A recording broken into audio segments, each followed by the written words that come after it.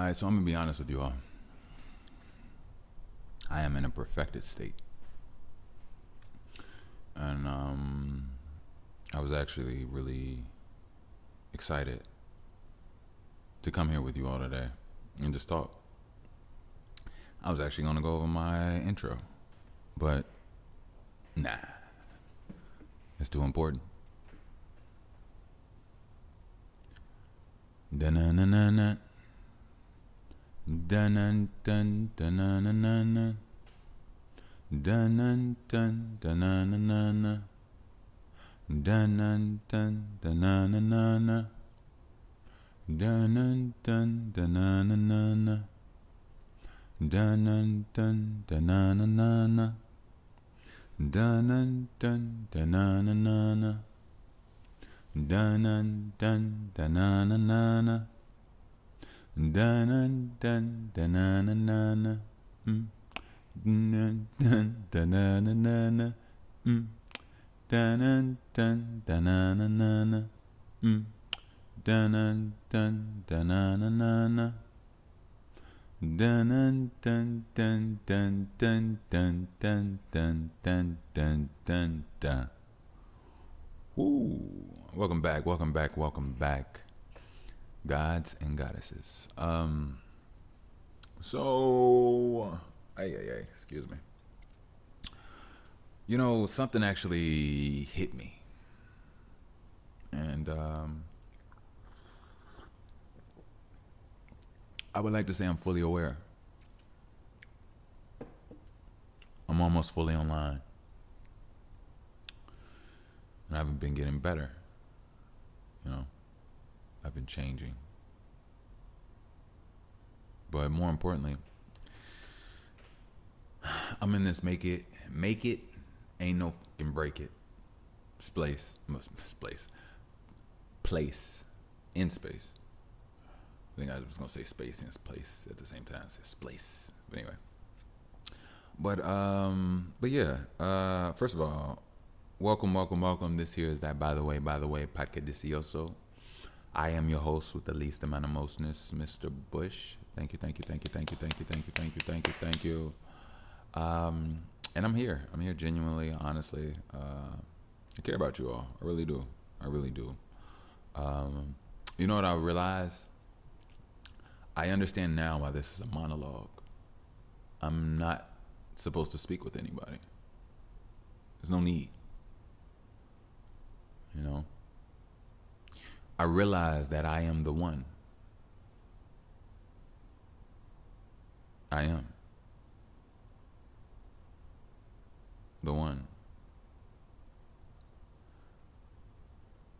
The one to free minds, the one to break curses, and the one to improve millions.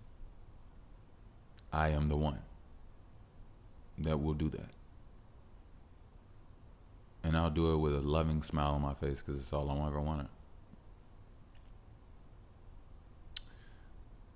But let me finish this intro, and then I'll get into that. I'm ready to go in, y'all. I ain't even, you could probably you could feel that I see existentially through time right now. So just to stay grounded, let's touch on what we know. Because we're gonna fly. We're gonna fly. No wings, only spiritual wings, so you don't see them in the physical. So you just dip. But what I would say is shout out to my L hustlers. Yes. My vibe tribe, my day ones. I want to let you all know this is a special one. Everyone is special. I'm not even gonna lie, but I get more and more. I reveal and peel back a layer of myself a little bit more every time.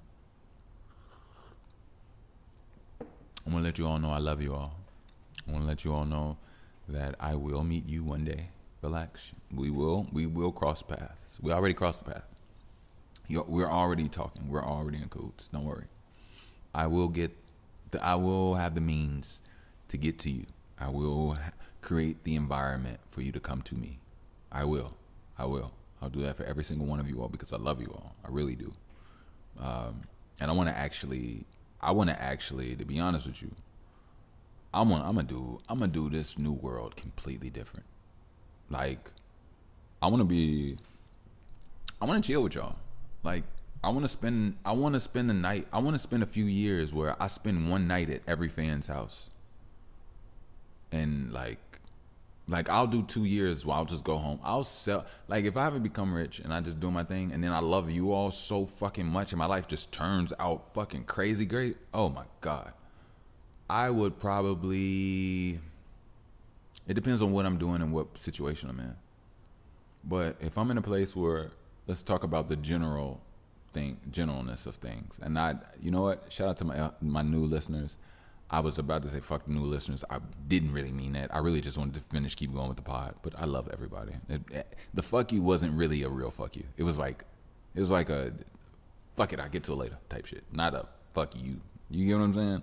But I do want to take the time. I love you all. I really do. And to be honest, my new listeners have been very supportive. So, but I just didn't want to take time, like what I'm doing right now, to acknowledge you all. Only because I just got into this groove. And I'm kind of thirsty to come with you all because I'm evolving. The layers are being peeled back. But anyway, shout out to you all and thank you for tuning in. I don't know you, don't know where you are, but I will definitely say make sure you listen in a very safe place. And I'll also tell you this. If you're a new listener, I want to tell you I'm not like anybody else. So you're in for a treat. You're in for a real treat. But I'm also going to tell you this. I'm also not held back. And I also don't see pitfalls or problems like most likely those around you. I see life completely different and I operate differently. So there's a few that vibe very close to me. But even us that vibe completely different from everybody else, we still have some things that make us different from each other, even though there's some vast similarities, way more than it is with other people. But yeah. But anyway, what I wanted to say was this. Love you, new listeners. Peace. What I wanted to say was this. You know, my whole life, I realized I was never supposed to make it. I was never supposed to make it. I was never supposed to be alive. I was never supposed to be smart. I was never supposed to be healthy. I was never supposed to be aligned. I am nothing like my parents. And I was never supposed to exist. I was never supposed to make it.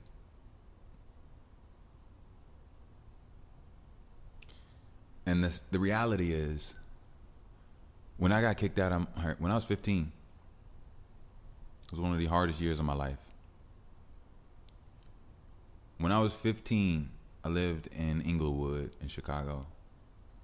And I remember the reason I was living there is because I was living with my dad at the age of 10, but he had kicked me out over just nothingness. Just it could have been because I didn't go to church or something. But anyway. And when my dad kicked me out and I moved back home, my mom, back in the city, I had to take public transportation very, very, very far, right? So as I took public transportation, I remember one night, and I think I told you all about this. Maybe I didn't. I was coming home one night on my block, walking down Aberdeen. We stayed on 71st and Aberdeen. And I'm walking down the block. I just got off the bus at 69th. So I'm walking like 2-3 blocks to my house. And there's a gate with a parking lot in it. And there's a whole lot of people on the other side. You know what I mean? A lot of people. I'm talking about maybe 30, 40 people over there. Just doing all type of shit, right? But on the sidewalk where I'm at, it's just clear. So I'm walking. Now, mind you, at the age of 15, I'm 35 now. So this is 20 years ago. Crazy.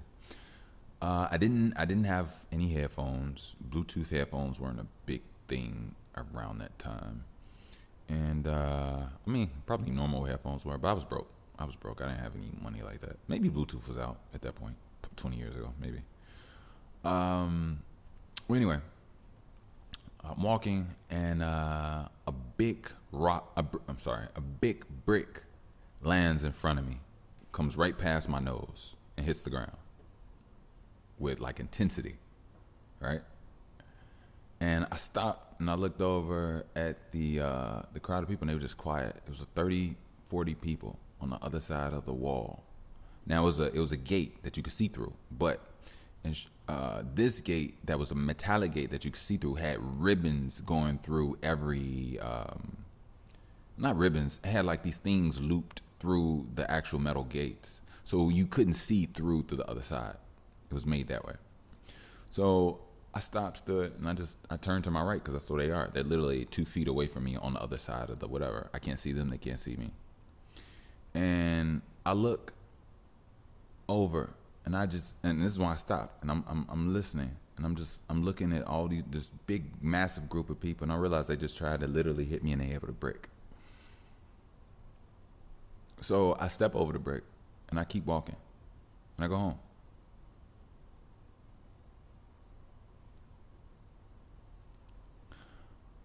When I was that same year, or that same time frame,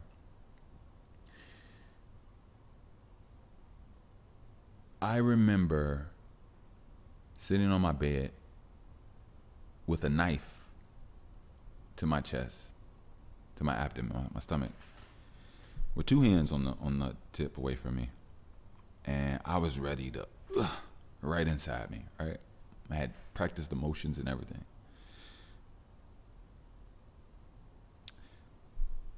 Now, mind you, just keep up. I am 35 years old. Okay. I think I haven't talked to my mom in quite a while. I think the last time I spoke with her was like 2 years ago. She called me at a time the mother of my child was acting ridiculous and going crazy and calling the police on me. And I left, and I had my baby with me. And we were homeless, so I went to a neighbor's house. And my mom called me. And she was really not concerned about me. She was on the mother of my child's side, right? Now, a few years before that, I was on the phone with my mom one time, and my mom told me that she was surprised because she thought I would kill myself eventually one day. And when I heard that, it was everything that I needed to know, because I know she never really truly liked or loved me, right? And it was the most almost asinine thing I think I've ever heard in my life. And it was so, I understood it, like it was no lie, no nothing. No need to like question anything. I knew exactly what it was. I think a part of my brain and a part of my spirit was, it took that information, it knew exactly what it was, and it put it in a special box for another time to process. But it never put the lid on. It kept that motherfucker open and at a wheel readiness to check it out, right? And the thing is that my mom is a very horrible person. And I never noticed that until I actually grew up into a man. And I realized, you know, as a little boy, the amount of men that she dated, spent time with. I realized how I've never seen her and my father together. I realized and heard things that my dad said, and I've seen my dad show me love, even though he was broken and he didn't make it. And I seen my father lose himself. I've seen my father break down. And to be honest with you, my father is not who my father used to be. I am the new light that has to hold up a flame in my legacy and my lineage. My grandfather died years ago when I was a little boy. My father lost himself. And to be honest with you, I'll say this. I will not fault my father. My father wasn't loved properly, and my father went through a lot of pain in his life. And my father had his parents together, his mom and his dad. And his mom and his dad were not fans of him.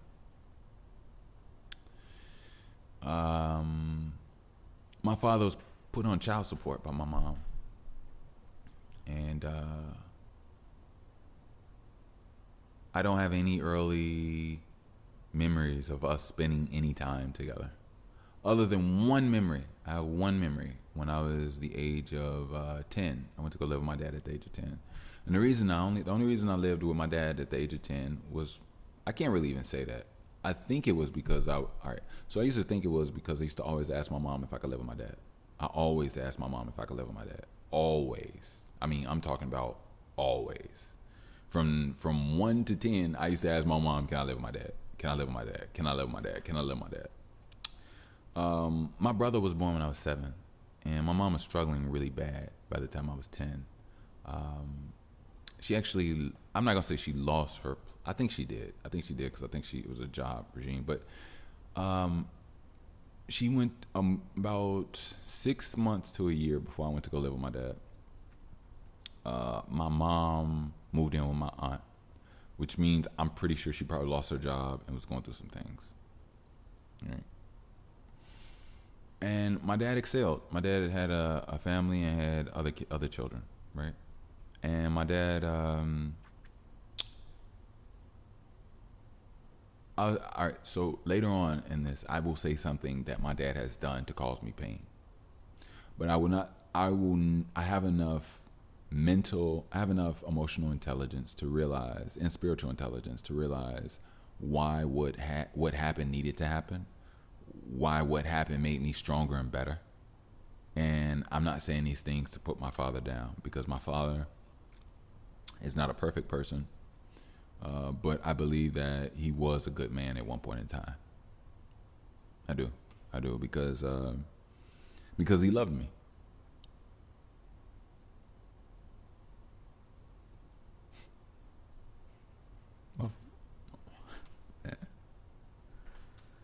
My father loved me. You know,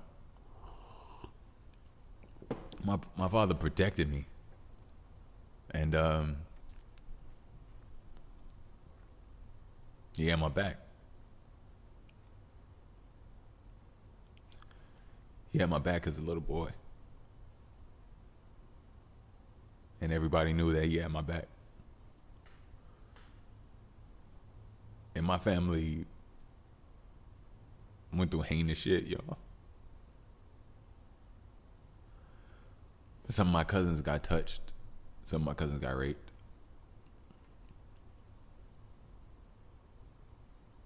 And the same people that messed or fooled around with them knew that I had a father in my life that would bring hell and break everything down. So I was always guided and protected. You know? But as I got older, I realized it wasn't just my dad that was protecting me. There's something much greater.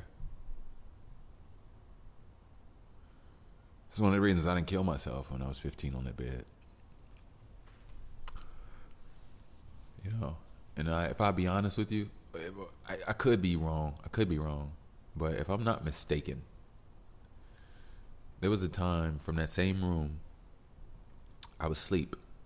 I was on that same bed, and mind you, I didn't have a bed.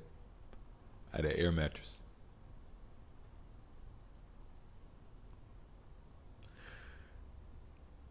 And I remember sleeping on that air mattress, and I was knocked out. And it was a summer, and it was starting to get like late. And my mom and my brother were on the back porch with the door open. And our bedroom, me and my brother's bedroom, was right next to the back door. So you just open up our door, and it's boom, it's that door. They were on the back porch, and in the back porch is an alley. In Chicago, we have alleys. Yeah, little back ways in between streets. If you don't know what an alley is, but from the alley, on the other side of the alley, a few houses over, there was a garage. There was a house on fire. And my brother, and they saw it. And my brother, he came and he like tapped me, and he shook me and woke me up, and he was like, "Mike, it's a fire across the alley." So I got up and I looked, I stepped outside where him and my mom was, and our neighbors downstairs, they were on their back porch and they were looking too. And I go, something in me knew that I had to do something. So I went to the front and I put my shoes on, and I came back to the back. I went down the stairs. I went through our back gate. I went through the alley, but not the way to the fire. I had to go the other way, only because it was shorter and quicker. So I went around to that street, went to the front. I went to the front of that house, and mind you, let me tell you how fucked up black people are. The entire block was outside, yet nobody knocked on this person's door or told them anything, right? So I get to the house, everybody's outside on the street. I walk past the people, I open up the gate. Only I open up the gate. 15-year-old me. There's 30-year-olds, 40-year-olds, all type of children, parents, walk, just looking, right? So I walk up the stairs, and mind you, you smell and see smoke from the back of the house. I ring the doorbell and I knock. When I ring the doorbell and I knock, somebody answers the door, and I say, "Your house is on fire. You all have to get out of here." That person, what did they do? They went to the back to go get somebody, or went upstairs to go get somebody, right?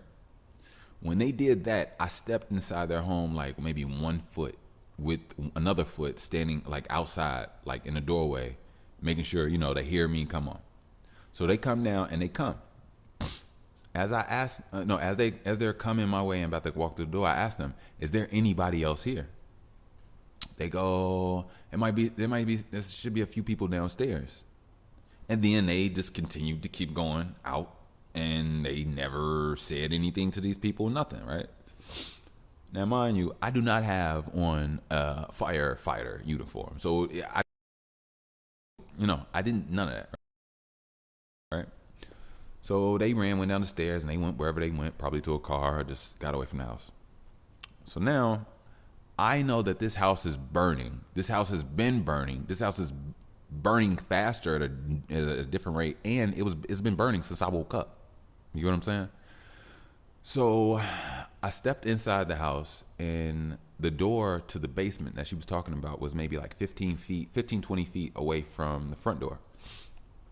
So I went to the door and I opened it up, and mind you, all the electricity is out. So I see pitch blackness down there, right? So as I see pitch blackness down there, I scream down, hello, and I hear like faint voices, somebody like whatever. So now I don't know if this person's groggy, sleep, not even really listening, paying attention. So now I step down a few steps, and I'm saying hello. I didn't have a cell phone at this time, and I think now at this point I think I can see. I can step down as long as I can feel, but I can see back to the door I just came through, like up the stairs. And I was like, as long as I can see that, I'm good, And by the time I got down, and I'm trying to like clear out or make sure if anybody's there, somebody thought that I was an intruder trying to rob them. So now I got somebody squaring up with me in the dark, trying to swing and breathing heavy, trying to fight me. And I'm like, bro, it's a fire upstairs. I'm not here for this shit. You see what I'm saying? It was funny. So yeah, buddy tried to fight me for at least a good 10 seconds in the dark while the building's on fire. I know this sounds like a fucking movie. It's not. This is Chicago. It was 20 years ago. So I told him, and he finally chilled and stopped tripping, and he went and got somebody. I think they was laying under a cover or something it was so dark down there I couldn't see. And I asked him, is that everybody? And he was like, whatever. And I remember we left out, and we got out the building. The fire department got there, and I just walked away and went back home. And I told my mom and them what happened. And they were like, yeah, that sounds like something you would do. And yeah. Now, I'm saying all this to say, you know, my mother thought that I would kill myself one day. My mother was surprised in almost maybe a disappointed way that I didn't do it. Why? I don't know. I don't know. But what I do know is that when I was a kid in school, it seemed like my father only loved me properly until I actually moved in with him. The reason I say that is because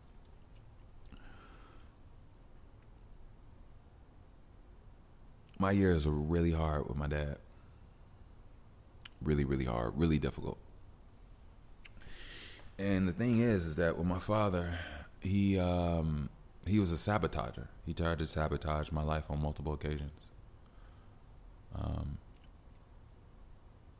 My 7th and my 8th grade teacher, no, 6th and my 8th grade teacher, as well as one high school teacher, told me that my father requested that I be held back a grade, and they had to let him know that they could not do so because I followed I passed the state requirements, even though he felt that I wasn't being challenged enough. I guess that was what he said. I wasn't being challenged enough, and he wanted me to be held back. He did it on 3 occasions: 6th, 8th, and I believe another year in high school. So when I was a little boy, before I started moving with my dad, just to show you all compare, contrast. When my mom was living with her sister was living. Her sister started dating this dude named Curtis. They eventually had a kid named Little Curtis, who was probably one of the weirdest motherfuckers on this planet. But anyway, and I don't say that in like a disrespectful way. It's just the truth. I've seen this nigga like literally watch his brother struggle like and not help him at a funeral with his own father's dead body. Like, what the fuck is family, bro? What are we doing here? Like what are we doing? What are we doing? But I guess because people are homosexual or people are, I guess, social media famous and weird on top of all of that, and probably just broken inside because, you know, once you live a life of evil, it just don't really. And plus on top of that, I'll be honest with you, my family is cursed. I was born into toxicity. I was born into hell. Like, people don't understand. Like, I was born into some shit. You know, my cousin's gone through some shit. You know, and I realized that, like, we were never supposed to go through any of that. But we were. Sadly and weirdly, we were. And when it comes to my cousins, we lost one of us. You know, our oldest, we lost Brandon. I can't even remember what year. I can't even remember what year. I want to say maybe it's 2010, 2011. Yeah, I believe it's 2010, 2011. I lost my oldest cousin, Brandon. R.I.P. Brandon, I love you, man. But even with Brandon, I can tell you all some things that my cousins don't even know. I can tell you all this one moment, this one moment that, like, I can't say it traumatized me. Maybe I think maybe it did. It did traumatize me. It did something to me, but I don't know what it did, and I don't know what it did. I think I got a chance to see the world, and I didn't know how to process it. About my cousin. So my cousin Brandon was a dope. All right, don't get me wrong. I was about to say a dope person. My cousin Brandon was completely different from the cousin Curtis I was just talking about. They're brothers, yes, but actually, ironically, they're one is the beginning. The one is the first of my aunt's child, and the other one is the last of my aunt's child. And there's like 8, 9 kids in between them. Oh no, maybe 8, because I think there was a Thelmina, but I forgot when she passed away. I think she passed away after Brandon. Yeah, she was born, and It was like a stillbirth. But we still count her in our family. We just do. Like, we just do. And we've never met her, never saw her face, never nothing, but we still just Thelmina. Thelma is my grandma's name, so that's that. But anyway, one time, I was at my cousin, because I lived, well, I can't remember when this happened. But anyway, one time, Brandon lived with his mom, and he had his own room downstairs in the basement, right? All the other kids were upstairs on the third floor. Me and Brandon were like close tight. That was my homie. Like, one thing about my cousins is that my cousins didn't always live with their mom. They were kind of scattered. And one thing about my mom in our situation, we were a little bit more stable in my earlier years. So we were the place that people would come and spend time. Like, I mean, one time my aunt, their mom, was in a halfway house. So when she got her kids on the weekend, she didn't have a place to take them. So she would bring them all over to my mom's house, and we would, like I said, we would all shack up, have dinner, have breakfast, do whatever we did. It's my aunt. All right, it's me and my mom. We're two. There's my aunt, 3, and then she had 8 kids. So there's 11 people in a 1-bedroom apartment, making it happen, and everybody's sleeping everywhere.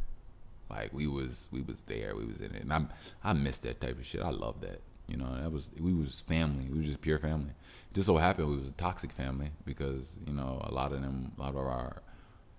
people that were our parents weren't making sound decisions. And but anyway, so one time somebody told me to go get Brandon or say something to Brandon. I had to go get Brandon. I had to go talk to Brandon, right? So I'm upstairs, and I obviously have to go down the stairs to the basement. So I go down the stairs to the basement. As I'm going down, I close the door behind me. Now, I don't think that I was like super loud. I don't think I was, I'm belching. I don't think I was super quiet, but I wasn't heard. And obviously I caught them off guard. So I was coming downstairs. Now, let me give you an antithesis about Brandon. Brandon loves gymnastics, and Brandon was very loving to me, but also very tough on me too. I think Brandon knew that I was different, so he always tried to make sure that he responded to me in a way, the best way that he knew. And I remember a lot of his punishments, or a lot of his whatever, were just ways of making me stronger. Like, I remember I used to hold my arms out, and he would put like a quarter on my hand. And I remember, like, in 10 minutes, that quarter felt like 50 pounds. You know what I mean? It was so hard just to hold this fucking quarter up. But little did I know I was getting stronger and stronger. So shout out to Brandon. I love him. So with that being said, that shows you a little character about Brandon. Brandon was super dope. Also, before Brandon, since Brandon was the oldest, Brandon would actually come and stay with me and my mom, and he actually worked at a gym that wasn't too far, because he did gymnastics. That wasn't too far from my mom's, and he would just go to the gym and do his thing and teach kids. He was an instructor. He was a gymnast instructor. And that's how me and Brandon had our own relationship with each other. That's our own thing. So I'm going downstairs to go get Brandon, and Brandon has company. As I walk up, their door is open. Now, there's a chair, like a soft, comfy chair, like a big, comfy chair that you sit in. And there's a guy sitting in the chair, right? And the guy's head, the back of his head is to me. So he's faced, I'm behind him. He's sitting in the chair. My cousin climbed on the guy's lap and was like on top. They were both clothed, and he got on the guy's lap and like I guess sitting or whatever, and then he put his arms around the guy's neck, and I think he either like kissed him on the neck or kissed him on the cheek. or was just like he was moving in a way I'd never seen him move, right? He was like in all intensive purpose, all respective purposes. This is my cousin that we're talking about. I love my cousin. Don't get it twisted. He was moving in a gay energy that I'd never seen. I'd never seen this gay energy, and the way that he was moving on this guy, and I had never seen my cousin like move his neck, his body, anything like that. I've never seen this version of my cousin. And as it was happening, I froze because I didn't even know how to process what I was seeing. And my cousin sees me and he freezes. So now we're both frozen looking at each other, but only we know it. Nobody else knows it. And to be honest with you, I kept that with me. I never told anybody about that shit. Ever. Like, this is the first time I actually talked about that. And I think I was 9 or 10. 9, 10. Yeah, I was 9 or 10.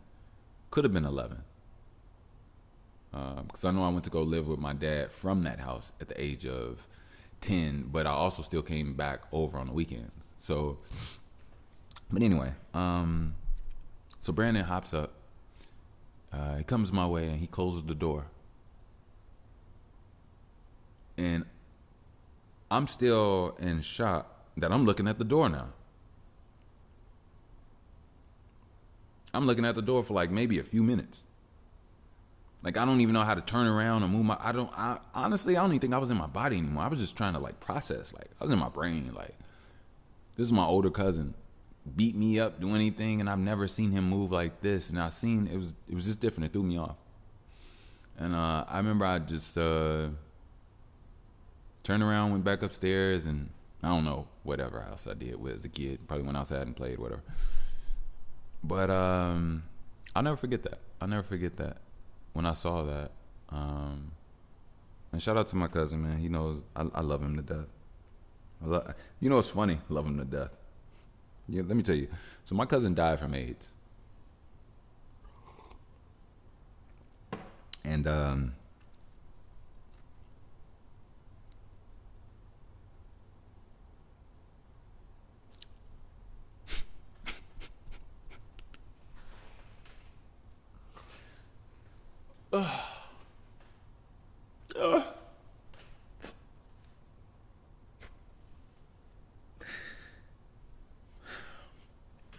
fuck.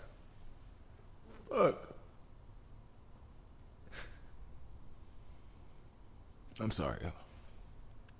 My cousin died from AIDS at the age of 28.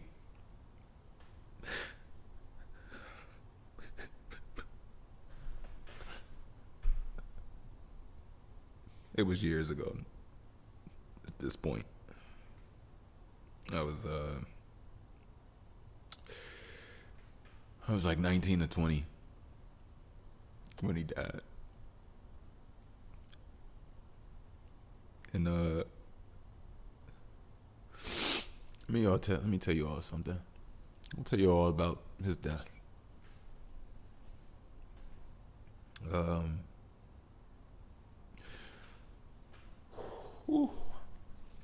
I was going through a really tough time in life.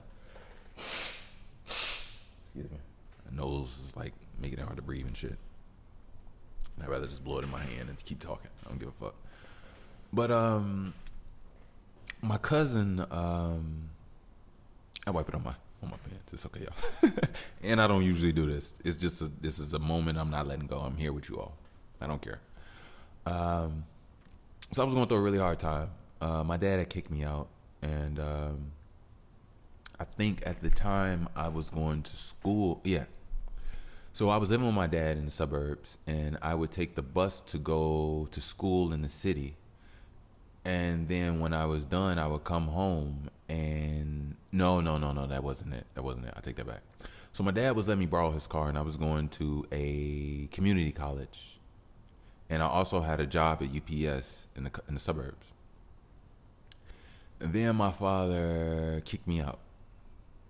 When he kicked me out, I had to move back with my mom, but I had no means of any transportation. The only thing I had was $1,000 saved up in my savings account. Right. If you know anything about Chicago, I went up and down Western, where all the auto car dealers are. Probably a lot of scammers with duds and shit. Excuse my language. And I got a 98 Chevy Lumina, right? And I think the only problem it gave me was what's that called? Is it interface? I can't think of it. It's the thing that's with the connected to the battery. I can't think. Alternator. Excuse me. That was loud. I was loud as shit. Sorry about that. Alternator. So it was the alternator. I only had one alternator issue, and I remember my cousin, no, my aunt's boyfriend was gonna fix it or try to fix it or something. Excuse me. I had to say my thing. So now I had let me make sure I got this story because it all plays up with my cousin. It only makes the whole thing right. Like it all happened months before, like maybe within a year before he actually died. This is what I was getting together right before it all happened. So I'm back on the south side of Chicago. I go to school. I have class in the suburbs, and I have work in the suburbs. And I think my dad kicked me out whenever he kicked me out, and I had to hurry up and get transportation, or I would lose my job and I would not be in school anymore. Now, mind you, my whole high school, my dad was kicking me out.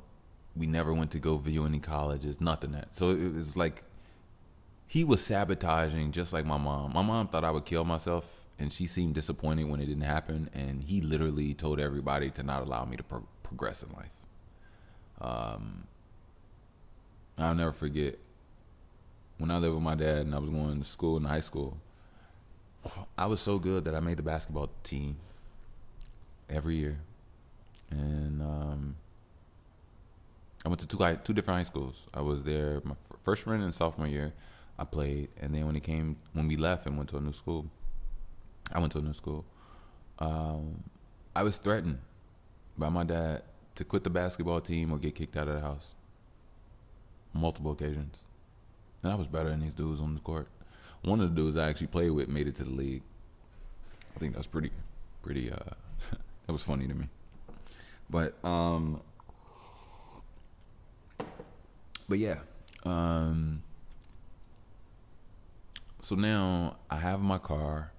I'm able to go to school, and I'm able to go to work.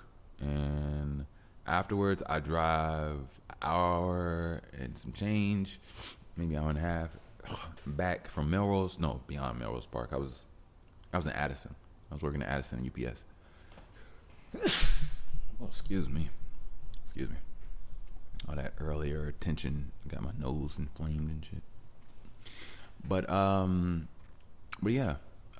So now I got my car. So I got my car and I'm starting to mingle, move around, do some things, right? So it was New Year's Eve, right? And I forgot what year. Let's say New Year's Eve 2011, right? Let's just say that, right? I think it was 2011 or 2012. And this was around Christmas time. My mom had told me that my cousin, Brandon, who lived, I believe, in California with his pops at the time, she told me that Brandon was coming into town and he was going to stay with us for a little while. And I hadn't seen Brandon in years, so I was ecstatic. I was like, oh hell yeah, of course, yeah, right. So I'll never forget. My mom had told me and was giving me reminders for about a week up until New Year's came, right. So New Year's comes. My mom tells me that it's 5:55 on the clock. That's so funny and crazy that I just looked at it right now. So my mom tells me, his train will be coming in, in about an hour, blah blah blah, whatever. I'm like, all right, cool. I'm ready. Took a shower, got dressed. I had some gas in my car, cleaned up my car. I always took care of my car. I would clean it. That was my baby. That 98 Lumina. I'm gonna give me another one. So we drive downtown and we go to the train station, And my mom, I pull up to the front, and my mom, she gets out, and she goes in. They were on my ass about, standing in like standstill traffic. So I basically drove around and came back up, pulled right back up. I pulled back up. I parked. Nobody was on me honking or trying to get me to, drive off. And then my mom walks out, and she flags me down. And then she flags me down. I see her. So I don't know if I started the car up, and I drove up to where she was. I was maybe like 30, I'm like 20 feet away from the entrance to the slot. So I pull up, and she's like, okay. And I'm like, all right, well, where's Brandon?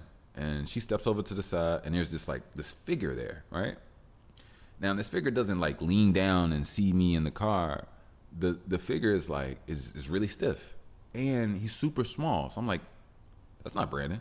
Like I could barely, it looked like he looked like a coat hanger. He looked like something that had clothes on, like a coat on bone, like shoulders. He didn't look like an actual person. Almost like a mannequin, So I get out and I see him, and his face is sunken in. He's skinny. His eyes are bulging out of his head. His teeth are like out of his mouth. His lips are cracked, and like he can't even move, right? So I put his stuff in the trunk, and we were going to put him in the back seat at first, but I'm like, nah, he has to be extremely comfortable. He's fragile, right? Now, I didn't know he had AIDS at this point in time. So we get him in the car, and Brandon tries to talk to me, and it's painful for him to talk. It's so painful for him to talk that I say, look here, cuz, stop talking. Don't worry. It's okay. I got you. Just relax. I was 18 or 19 at the time. My mom told me that we were taking him home and we were going to take care of him. I told her in the car right then and there, no, I am taking him to the hospital. This is not right. I took Brandon to the hospital, and he was dead 20 days later, you all.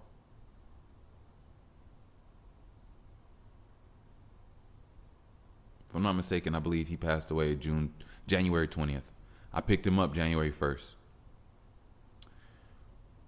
After I picked him up January 1st with my mom and we drove to the hospital, after we got Brandon a room and they realized that he needed critical care, and they realized how bad in shape he was. And my mom, I don't know if she knew already or what the case may be, but it seemed like they were just going to take him home and let him fucking rot and die. I don't know. But his mom didn't know about that. Maybe she did. Anyway, basically, after I got Brandon situated in his room, at this time, I had a cell phone. I had a phone. So I went to my car out in the parking lot while Brandon was in the hospital in his room in his bed, and my mom was up there with him.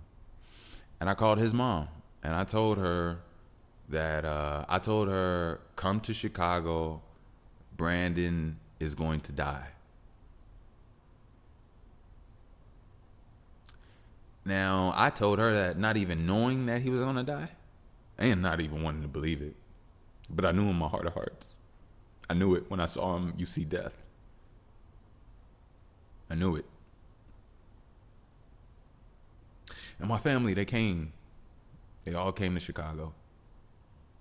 And they all stood around him and they gave him his love. And he brought him food that he barely could even eat. And everybody tried to appease him and make him feel better. And he was in denial. He didn't want to believe that he had AIDS. And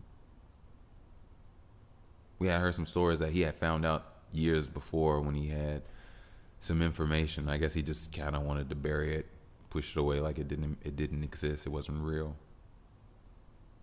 And obviously we know that was dangerous because you can only imagine how many people or what connections could have transpired within that time frame.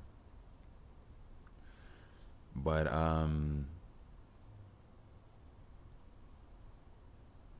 Yeah, Brandon died. Brandon passed away. Could have been January 30th, but if I'm not mistaken, it was January. I don't think he made it to February. Um, but what I remember was what I remember was when we were there and everybody had food.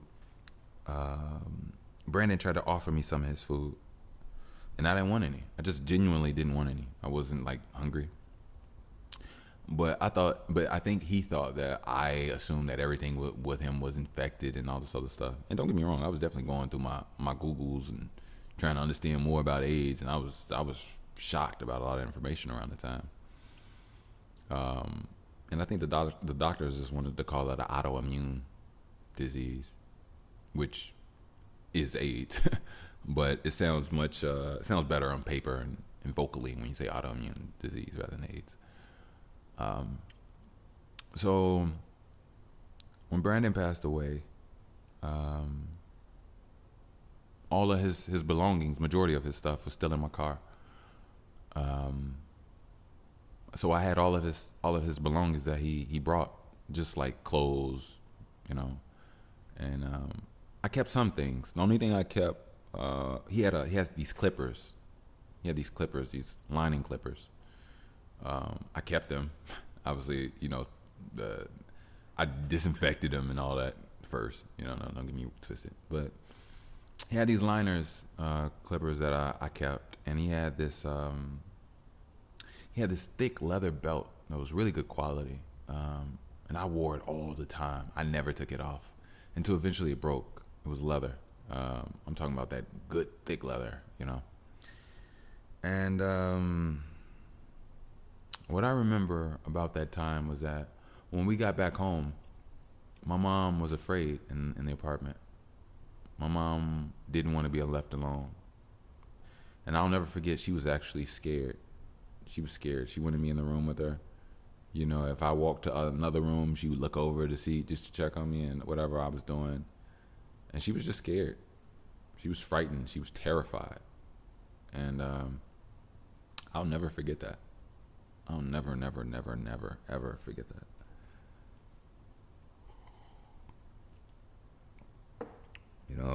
Mind you, I was the only one in the city. All my cousins were gone out of the city. So yeah.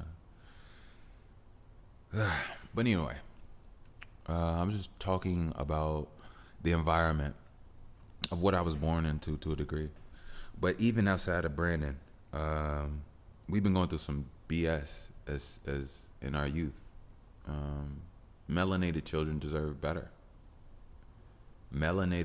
Children deserve better. There's nothing else to say, no corner to cut, nothing to slick or oil down. Melanated children deserve better. And I realized that there were so many things that were set in place to take me away, take me out. Even the mother of my child right now. Oh my God. What's funny, you all? I actually didn't want to. I actually used to try my best to only come here with digestions of understandings. Excuse me. It got me nasally a few minutes ago when I they go ahead, spit that out. You know what? I'm so sorry, y'all. Give me 1 second. I'm gonna do it in a way y'all can still hear me. Y'all still hear me. I'm just gonna step over here. 1 quick second. Hold on. All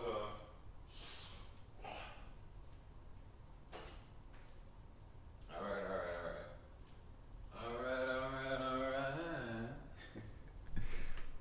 All right. Let's see what we got. All right. I'm good, y'all. I'm good. But what was I gonna say? Oh. So I usually come here with digestions, but I also noticed that I have power, and I'm going to use my power. I want to tell you all this. Now, I felt a way when this happened, but at the same token, I also felt like I shouldn't talk about it But now I have nothing holding me back. I'm so open and free. So as you all know, I am at home with my daughter and the mother of my child, right? So her mom has been heinous, has been ridiculous, has been literally horrible, evil, right? So, so 3 weeks ago, probably longer than that. It's been a longer time. Now, mind you, I don't make money. I don't have a job. I came into my daughter's, taking care of my daughter from a surgery when I wasn't able to work. Now I am able to work, but also have my daughter at home. Now, the mother of my child, she works from home, right? Now, I make no money. I spend an entire day cutting up fruit, going over alphabets and numbers, and reading books, stories. And we play and do all different types of stuff, meditation, try to work on focusing, crayons, we play in the water, all type of stuff, right? Now,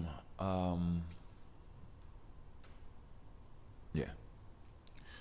So about a month and a half ago, her mother, who knows that I spend time and is with our daughter all day, her mother decided to not buy me food anymore.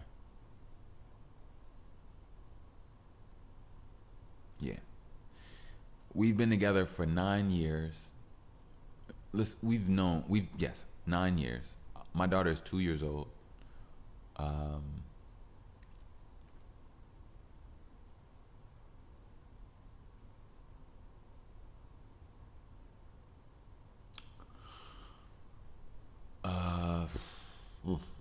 I've done almost everything for this girl, right? Now, she psychologically threw some attacks at me and my daughter's relationship. But I realize now, oh yeah, you all, me and my daughter's getting better. Yeah. I gotta tell you all something. So, the devil is motherfucking real, but he ain't strong enough. He a weak ass bitch. All right? So here it is. Check this out. I realize, you all, that they wanted to beat me down and wanted me to be quiet, silence myself, and distance myself and go in a fucking turtle shell and duck and never, no, it wasn't happening. So what happened is this. I decided to not give my daughter space about, no, I'm your father. We got a life to live. Fuck all that bullshit. That's only attacks. They're not getting in between us. They're not. And I just showed my daughter love, just showed my daughter consistency. And I'm not gonna lie, a couple times fucking ripped my heart out my chest when she just wants to, like, whenever I'm getting good or warm into something, she just wants to go spend time with mommy or wants to go do this. Or whenever the deeper we get in our relationship, she gets scared and wants to go run away. And that was hurting me, but it wasn't gonna stop me from teaching my daughter manners, from teaching my daughter mindfulness, from teaching my daughter respect, so my daughter can actually focus and not just be frazzle brain because all she experiences is just chaos and doesn't listen. So yeah, shout out to my baby because she didn't forsake her father. And I'm really thankful for that. But I'll say this. I will not allow her or anybody else to bring me down. Not even my own child. I won't. I will not allow not even my own child to bring me down. But I also know that my child needs me. My child is me. And my child is suffering. And my child is in pain. And she's going through it. And the thing is, I have to trust that my baby is strong enough. And trust that my baby is my baby to be herself. But see, the thing is, when I was a little boy, I always had my father. And she's always going to have me. She's always going to have me. The thing is that because her mother's trying to starve me out, her mother's trying to call the police on me, her mother's all this crazy, bro, I've done nothing, you all.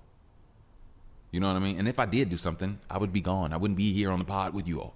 They would see, look, I'm very strong. I can knock a fucking head off. Nobody has a black eye over here. So I've done nothing. But I'll tell you this. You know, I've been through immense pressure, immense pain. And I've stayed focused. I've stayed strong. And I've held my emotions. I've kept my emotions in control. Even though I felt like offing everybody and turning the fuck up, losing it completely. I have. Especially when I see people playing with my daughter and my bloodline. That, you know, but you all they can't defeat me. My mom couldn't defeat me. The streets couldn't defeat me. People that pull guns out couldn't defeat me. Nobody can defeat me. Nobody can defeat me. I am the most powerful. The thing is that I'm just finally realizing it. And the thing is, I don't have to stay in bullshit. And I was staying for my daughter in bullshit until something snapped. This new surge of power in me. Realized that I will not be controlled or fooled by anybody. And so with that being said, I'm actually going to do a special donation today. I'm going to ask for nothing specific. I'm going to ask for something, if you could give something. I'm going to do that specifically today. Because now I realize, like, I've been here for 5 years on this pod. I talk about sponsors. I talk about this, you know. And I would love to have it, don't get me wrong. But I'm pretty sure they'll come way faster and quicker when I can generate something on my own. And I've been attempting to. But see, the thing is, I've never put a foot down in claiming, like, a different life until now. I'm claiming a new life, a different life. And, you know, I'll tell you this. I'm not at home, you know, delusional in some fictitious world about my art and thinking I'm the greatest podcaster or this or that. No. I get up off my ass and I made some calls. I decided to stop smoking. I decided to fill out some applications. I decided to call some people. I decided to reach out and get some help. I decided to move, to change, to evolve. And if I have to leave my daughter for a little bit, I will do it. Because I love her and I want to do what's best for her. But staying in an environment where the house is quiet because I can't talk without another person being an evil person and psychologically hurting my daughter. She does all this shit on purpose. Like, my daughter only sees her act like a normal person with other people outside of her home. But when it comes to me, she's yelling, screaming, cursing, crying. Yelling, screaming, cursing, crying. To the point that she psychologically has, like, my daughter, like, okay, so we only have brief, small conversations, and it has to only be about her, you know? And even that, those small little moments, my daughter gets like a trauma response. Like, she stops and just looks like, what's gonna happen? And the only thing we're discussing is that she has a doctor's appointment in 2 days. But even something as simple as that puts my daughter in oh shit, what's gonna happen between the two? That's messed up, Joe. That is so messed up. And the thing is that it's so sad because her mother denies what she's doing that is affecting the daughter. You see what I'm saying? So I can only have a conversation with my daughter at a later time in life. But right now, I got to be a strong daddy. Right now, I am the daddy writing the story that when I'm in my successful home with my children, and with, you know, my loves and the people that care about me, and when they ask or want to understand something about how did I do it or my past, I'm gonna tell them, you know, and I'm gonna tell them how I became me, from nothingness, from toxicity, from the bottom of the barrel, and how I moved in a way where I made everything that I ever came into contact with, I left it in a better state. Even though a lot of things crash after me, especially when things do me wrong, and I've been nothing but goodness to you. Let me tell you this. A few weeks ago, this is real shit. No. About a month ago, her father was here. He's a stroke victim. But I don't want to say a stroke victim. You choose what the fuck you eat, and you do what you do to your own body. And you, as a black person, you've seen examples of other people doing those decisions, and you chose to do it anyway. So no, I will not call you a stroke victim. I will call you a stroke idiot, because you did it to yourself. We gotta stop. We gotta stop with these weak words. It's just the truth. But anyway, we were taking him to. He came over when one of his helpers quit. He has a state social worker that helps him move around and transportation and stuff like that. So he quit, and so now we're taking him to the car, and she's gonna give him a ride home. So why they're going through this? My baby, this is around the time my baby was going really hard in her anxiety attacks. Like, we're making her like fearful of me and everything else. But it was a lot of me more. Now it's not me actually it's not me anymore really. It's really just like I said, inanimate objects. It just like turns on weird random times, right? And anything can trigger it. That's the wildest thing. Anything can trigger it. But anyway, what was I just talking about? What was I just talking about? What was I just talking about? I literally just forgot what I was talking about, you all. Hold on 1 second. I literally just forgot. Okay, all right. And mind you, if I told you this recently, I do apologize. I don't think I did, because I usually try my best not to go into detail about certain things. But anyway. So on our way walking into the car, I asked him, your daughter, I tell him, your daughter's been heinous and been doing a lot of crazy stuff here in the family. And I if you care about, us trying to keep it family, I would love to be able to sit down and have a conversation about this. He said that he don't want to hear it. He said, I don't want to hear it. That's between y'all. So I said, you know that I told you my daughter is having anxiety attacks and breaking down, crying, getting scared because her mother is chaotic in the house.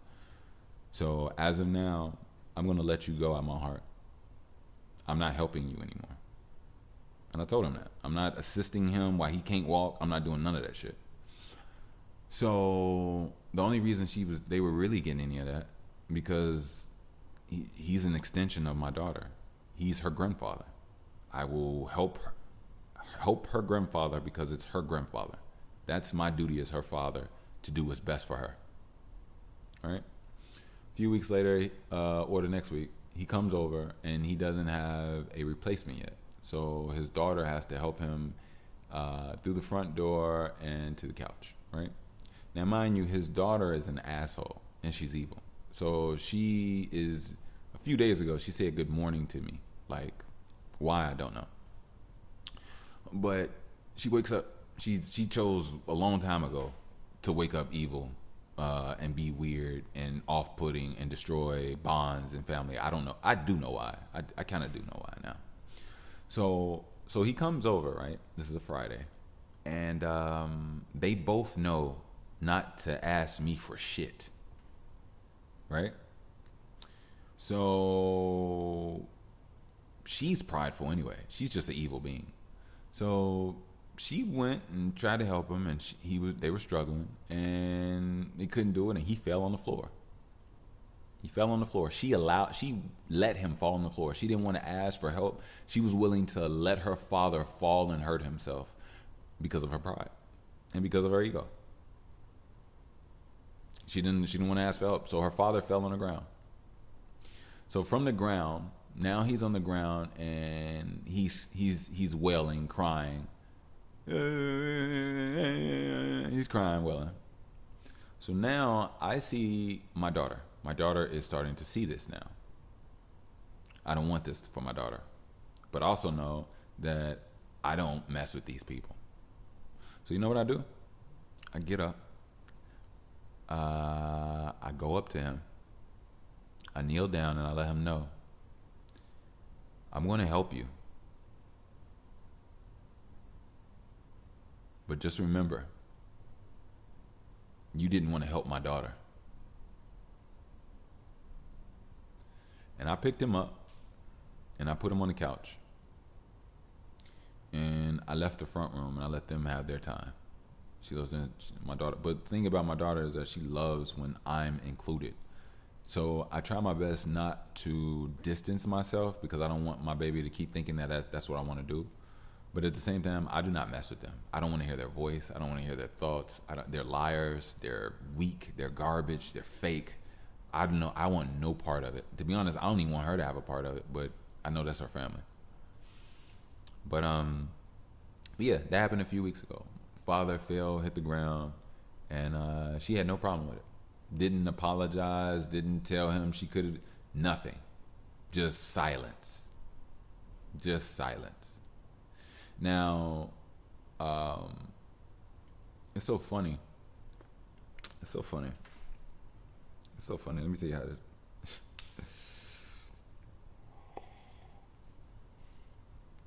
Man, I'm not even gonna go there. I'm gonna let it go. All these things are made to make me stronger. They aren't made to make me be distracted and go down and spending energy and thought patterns of things that I don't even need to go down and waste time and energy on. They're not even worth it, to be honest with you. But what I do know is that I'm looking forward to my art taking off. We gotta get back to this donation because it's all in cahoots. It's all coming together. But when I realized that I've had the police called on me. I've had so much. You know what I mean? Look, check this out, y'all. This year alone, I've had the police called on me like 3 times. Last year, was that last year? Or the year before? No. Last year was with my baby, and I was healing all last year. Right? I went through some bullshit last year. Mind you, in my healing process, when I couldn't walk for almost like 3 months, I got no help from her. She didn't even. Matter of fact, she was so fucked up that I didn't even look. I was an independent contractor when I had no work, when I had no job, but I was looking for work, and it was very hard to come by a job. So I eventually got with this app, this Dolly app. It's a mover app, and you basically are an independent contractor, and you can help people move, and you make money that way. And what was I saying? I remember I had just transitioned, so I couldn't really do that anymore. You know what I mean? And so that was last year. But I was actually trying to show you all some traumatic, crazy ass experiences. So that was that year. So the year before that, I was working.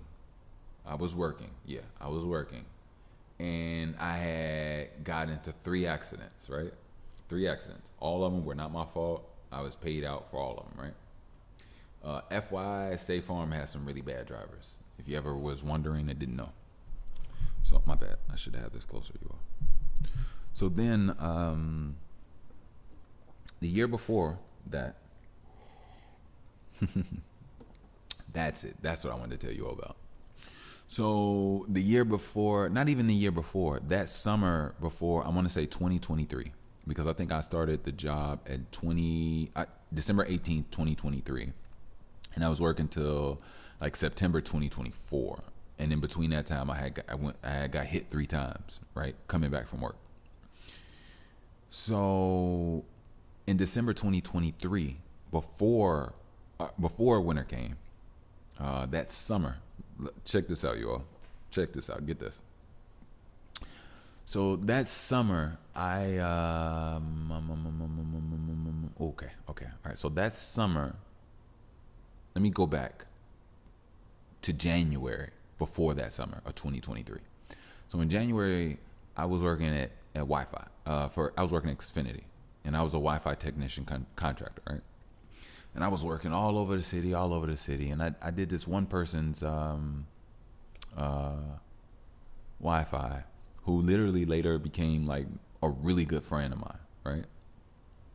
So,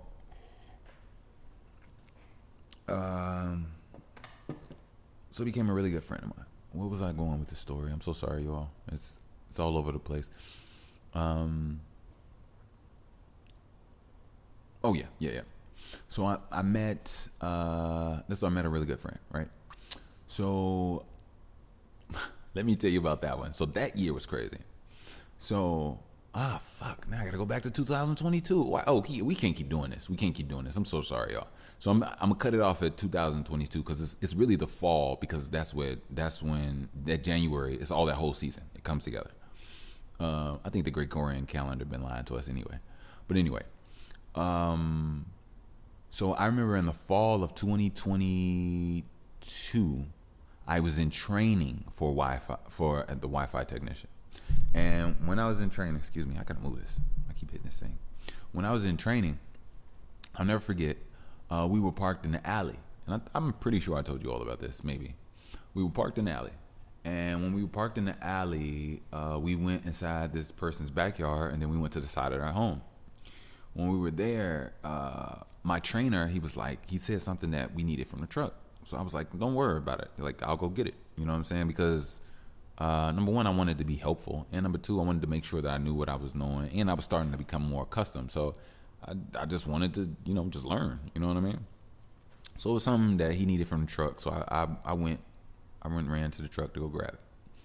As I grab it, as I'll get to the truck, there's a guy walking down the street, walking down this alleyway towards me. I get what I need at the truck. I close up, and by this time, he's right there at the truck. All right. So this time he sees me and he gets eye contact. As soon as he gets eye contact, he pulls his jacket back and he puts his hand on his waist in his jacket, and he tries to pull out a gun on me. But it got caught the first time he pulled it out. Then he tried to pull it out again. It got caught again. And then at that point, he thought I was just about to beat his ass, and he ran away. Now, this man was like in his 50s. He was literally in his 50s. Yeah, literally. He was an older guy.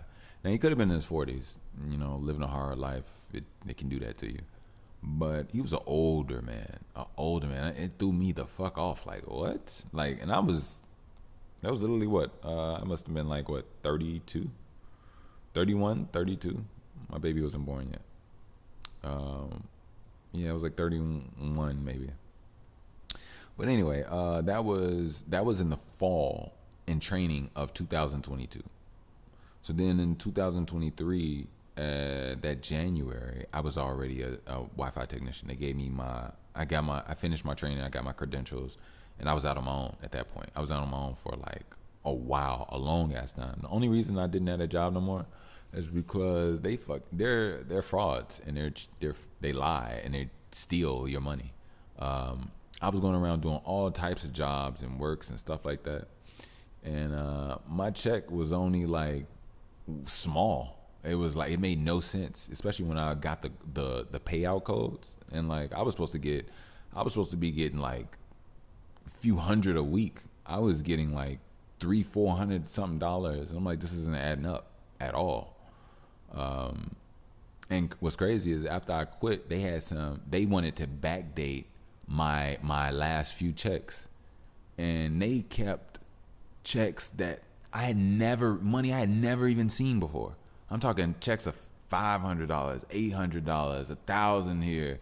I'm like, I've never got checks like this. Like, but yet they were keeping my checks to pay for bullshit. I'm like, you know what? Nah, we ain't doing this one. That job was so fraud that like they were in the suburbs, and they wanted me to return their truck. And I was like, no, I'm not returning the truck. I'm not driving out there wasting my time, energy. If y'all want this truck, you come here and get it. And then that's what they did. They came and got it. But that was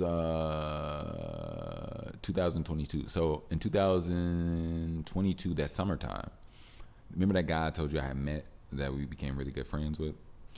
He had a business partner. He had a business partner that helped a woman at a job. She was the owner of a job. Basically, I don't even want to get into that, but basically, she was the owner of this restaurant, not of a job. She was the owner of this restaurant, and she was looking for a food truck driver. And he let me know, and I was really interested. He let her know about me. She wanted to know, a little bit about my credentials. It was really like a hire out from mouth to mouth. I told her to have no record, not on drugs. I just, I have a driver's license. Although I never driven a food truck, I have no accidents, clean record. I'm pretty good. And she liked me. She liked me. She loved me. Like, matter of fact, it was weird because she started to like hate me because she loved me. It was weird. I remember one time I was talking to her, and we were just having conversations about the future of like, of where it was a shrimp restaurant, and she was talking about the future of like where things could and go, and I just gave suggestions, and it seemed like the suggestions that I gave, she was very defensive against them, which I didn't understand because I'm your best worker. I show up to work on time. I do what I have to do, and I'm not. Oh, mind you, she has a family-owned business. So this woman literally married a man that created an empire and hired his whole family. When he died, she got the business, but she also got the business with the family. She does not like his family, and they don't like her either. But it's a mutual financial relationship. So, yeah. So look, get this right. So I was her most reliant worker. I was her most reliant. I showed up on time. Matter of fact, I probably had the most responsibilities and handled them purely. She gave me keys to the garage where the food truck was. So I would go to the garage. I would open it up. I would drive my car in. I would park. I would get the food truck, and then I would leave out, and then I would lock it back up, and then I would drive to the restaurant. We load up, clean up, load up, do everything. Then we would go to an event, handle the event. Eventually, at the event, I was doing more than just driving. I became a driver and a cashier, but she was only paying me hourly as a driver. And the crazy thing is this: we had one event downtown. I'll never forget, and I was on the expressway. Now, mind you, before we go to an event, I usually go to a gas station to fill up. She'll give me like 60 or 70 in cash, and or I'll do it myself and just give her the receipt, and she'll see what I put in the truck. She'll just reimburse me. So I remember this one event we had. It's usually me and this girl that do the events, and then when we get there, it'll be another worker, another girl that starts her shift at a later time, and she'll just like come on like a Uber, or she'll get a ride to wherever we are, right? So therefore, we'll have some extra help, and then when we're done, we'll all drive back home, right? I'll just drive everybody back. So on this one event, which is downtown, now mind you, I told you everybody was related. It's a family business. So the girl that I'm usually with, her male cousin, who is creepy and weird, comes with us. He's going to this event. Now, mind you, he doesn't usually do events because he's a wild boy, and they keep him at the restaurant doing in a contained state, right? And I'll tell you exactly why in a few minutes. So we go to the gas station, Miss Sheo, I fill up, probably get some chips or some drink, a little water or whatever. Now, just in case you know, on a food truck you have propane tanks, and you have a kitchen you can cook, like an actual stove, a fire starter stove, and you got a generator and everything, So on the way so we pull out of the gas station, and we get on the expressway. Now, mind you, we're dealing with pressurized gas tanks for the fuel that are highly explosive, right? So we're on the expressway. We're driving. I'm in the driver's seat. It's only like one long row. She's sitting closer to the door, and he's sitting in the middle, right? Now, we're driving, and at one point in time, he flames up a Black and Mild, like literally in my face. We're literally hip to hip, shoulder to shoulder in this like truck cabin. So I tell him like, number one, I don't smoke cigarettes. I don't smoke. Yeah, I don't smoke cigarettes. So me smelling or cigarette smoke being in my face, that's not gonna happen. So so I told him to put it out. Like, you know what I mean? Like that's not what we doing, and that's not what we do here. Yeah, you know what I'm saying? And on top of that, it's no smoking signs in the truck because like I told you, there's propane tanks. There's two. I think it was two. Propane tanks that are high, like I said, highly explosive. So you're not really supposed to be smoking around them. So he didn't wanna listen, and he wanted to pull his gun out on me. Right now, I swear the weirdest thing happened. I didn't even notice his gun. And the reason I didn't notice his gun is because I'm driving, I'm up high. He had his gun in his lap, and he pulled out his gun on me. But he ain't poking. He didn't touch me or poke me nothing with it. He just pulled out his gun, and I told him I literally just continued to go on what I said. Put the black out, and he goes. I think he blows it in my face at this point. Yeah, he blows the black amount in my face. So in that moment, in my heart of hearts, what I was about to do was I was about to jam on the brakes. And I'll never forget why I was going to jam on the brakes.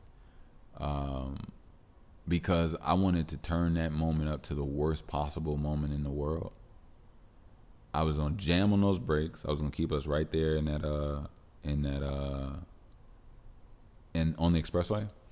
And I was either going to have him hit his head on the dashboard really hard, or I was just going to stop, take the keys out the ignition, walk out of the expressway in the middle of the expressway, leaving the truck there, and then just call the police. Let them know he's right there in that truck with a gun. Now, mind you, I'm really not that type because I would really rather handle it myself. But I wasn't prepared to handle it myself that day. So it just so happened. I think I could be wrong. I believe that there's cameras in the truck, right? Or like so she could hear and stuff. And either that or the girl, his cousin, texts the owner or whatever. So when we pulled up, she had him escorted away by police. As soon as we pulled up, she had him escorted, right? And as he was escorted away, and then we finished the event, and she apologized to me. She was like, "I'm so sorry, Mike. I didn't expect him to pull out a gun on you because, and you were in the correct. I'm so sorry. I apologize. And, I'm trying to make sure that never happens again." That guy never lost his job. He continued to work there. Then wanted to give me mean mugging weird looks as we whatever, right? So then somebody steals money out of the register at the restaurant. Now I have access to the restaurant because I open it up and I get there. When I get there, I'm coming with the truck, and usually she'll have a worker or helper meet me at the restaurant, and I'll let them in as I'm coming in, and they'll do what they do as far as getting I don't work in a restaurant. They'll do what they do as far as getting the restaurant together. I do what I do as far as prepping the truck. Anyway, long story short, somebody stole some money from her, and she accused me of it, right? So she accused me of stealing, okay? Then I wasn't getting any jobs and works for like a while. Then she called me up and she told me she apologized.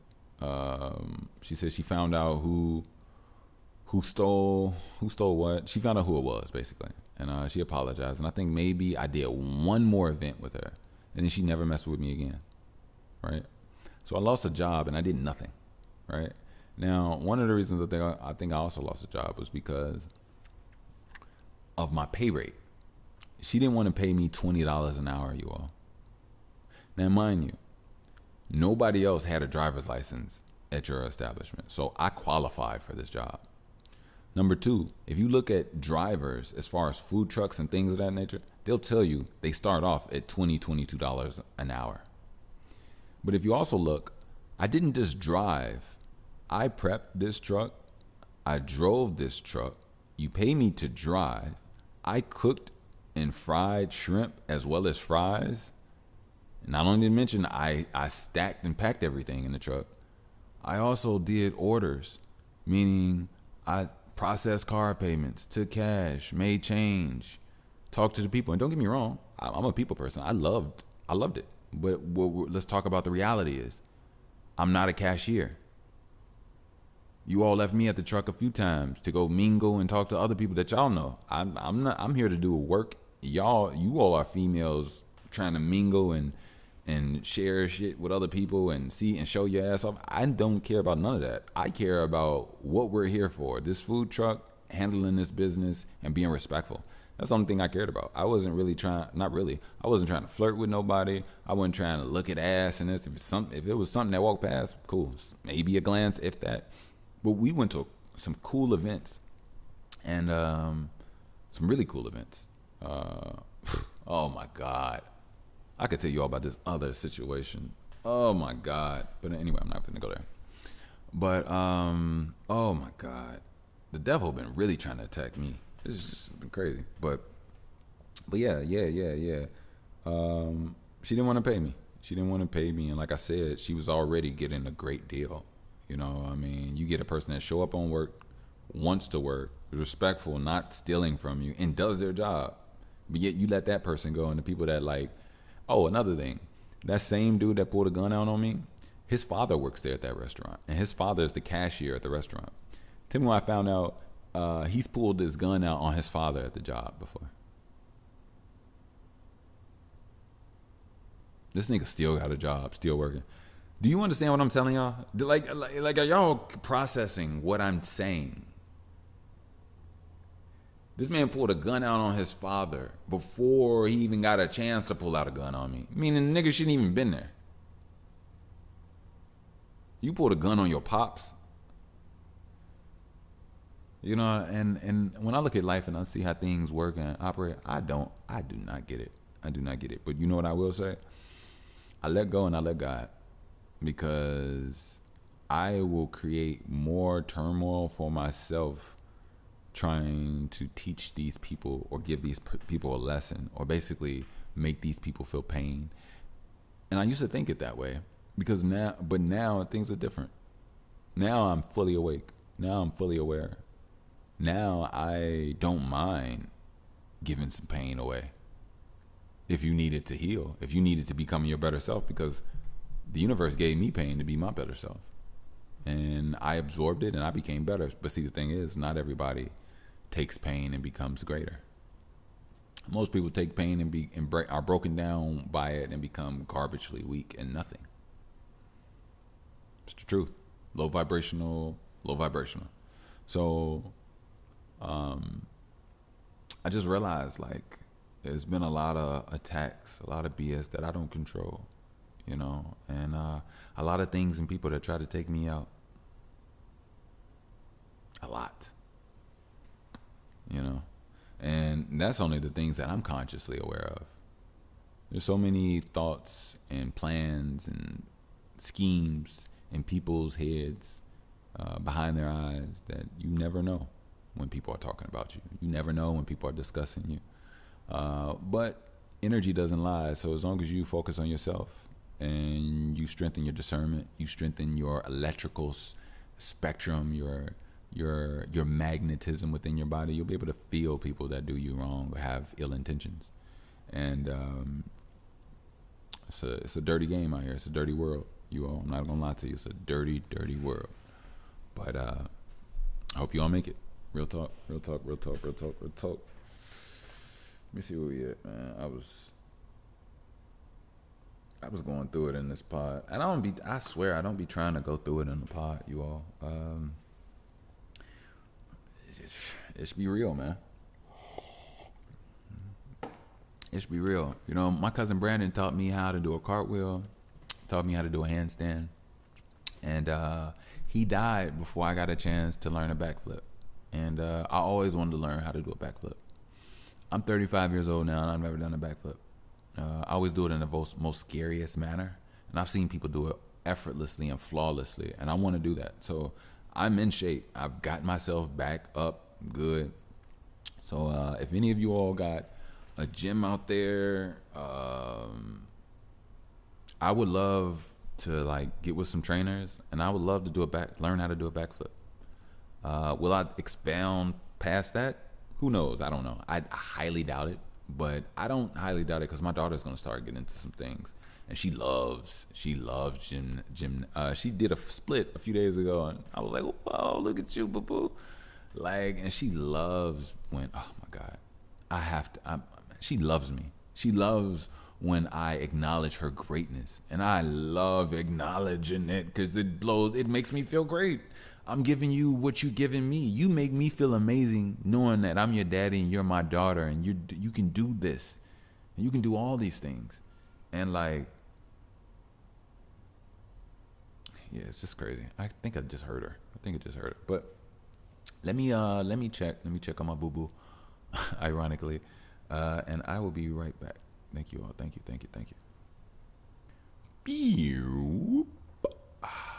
Hey you all. I'm back.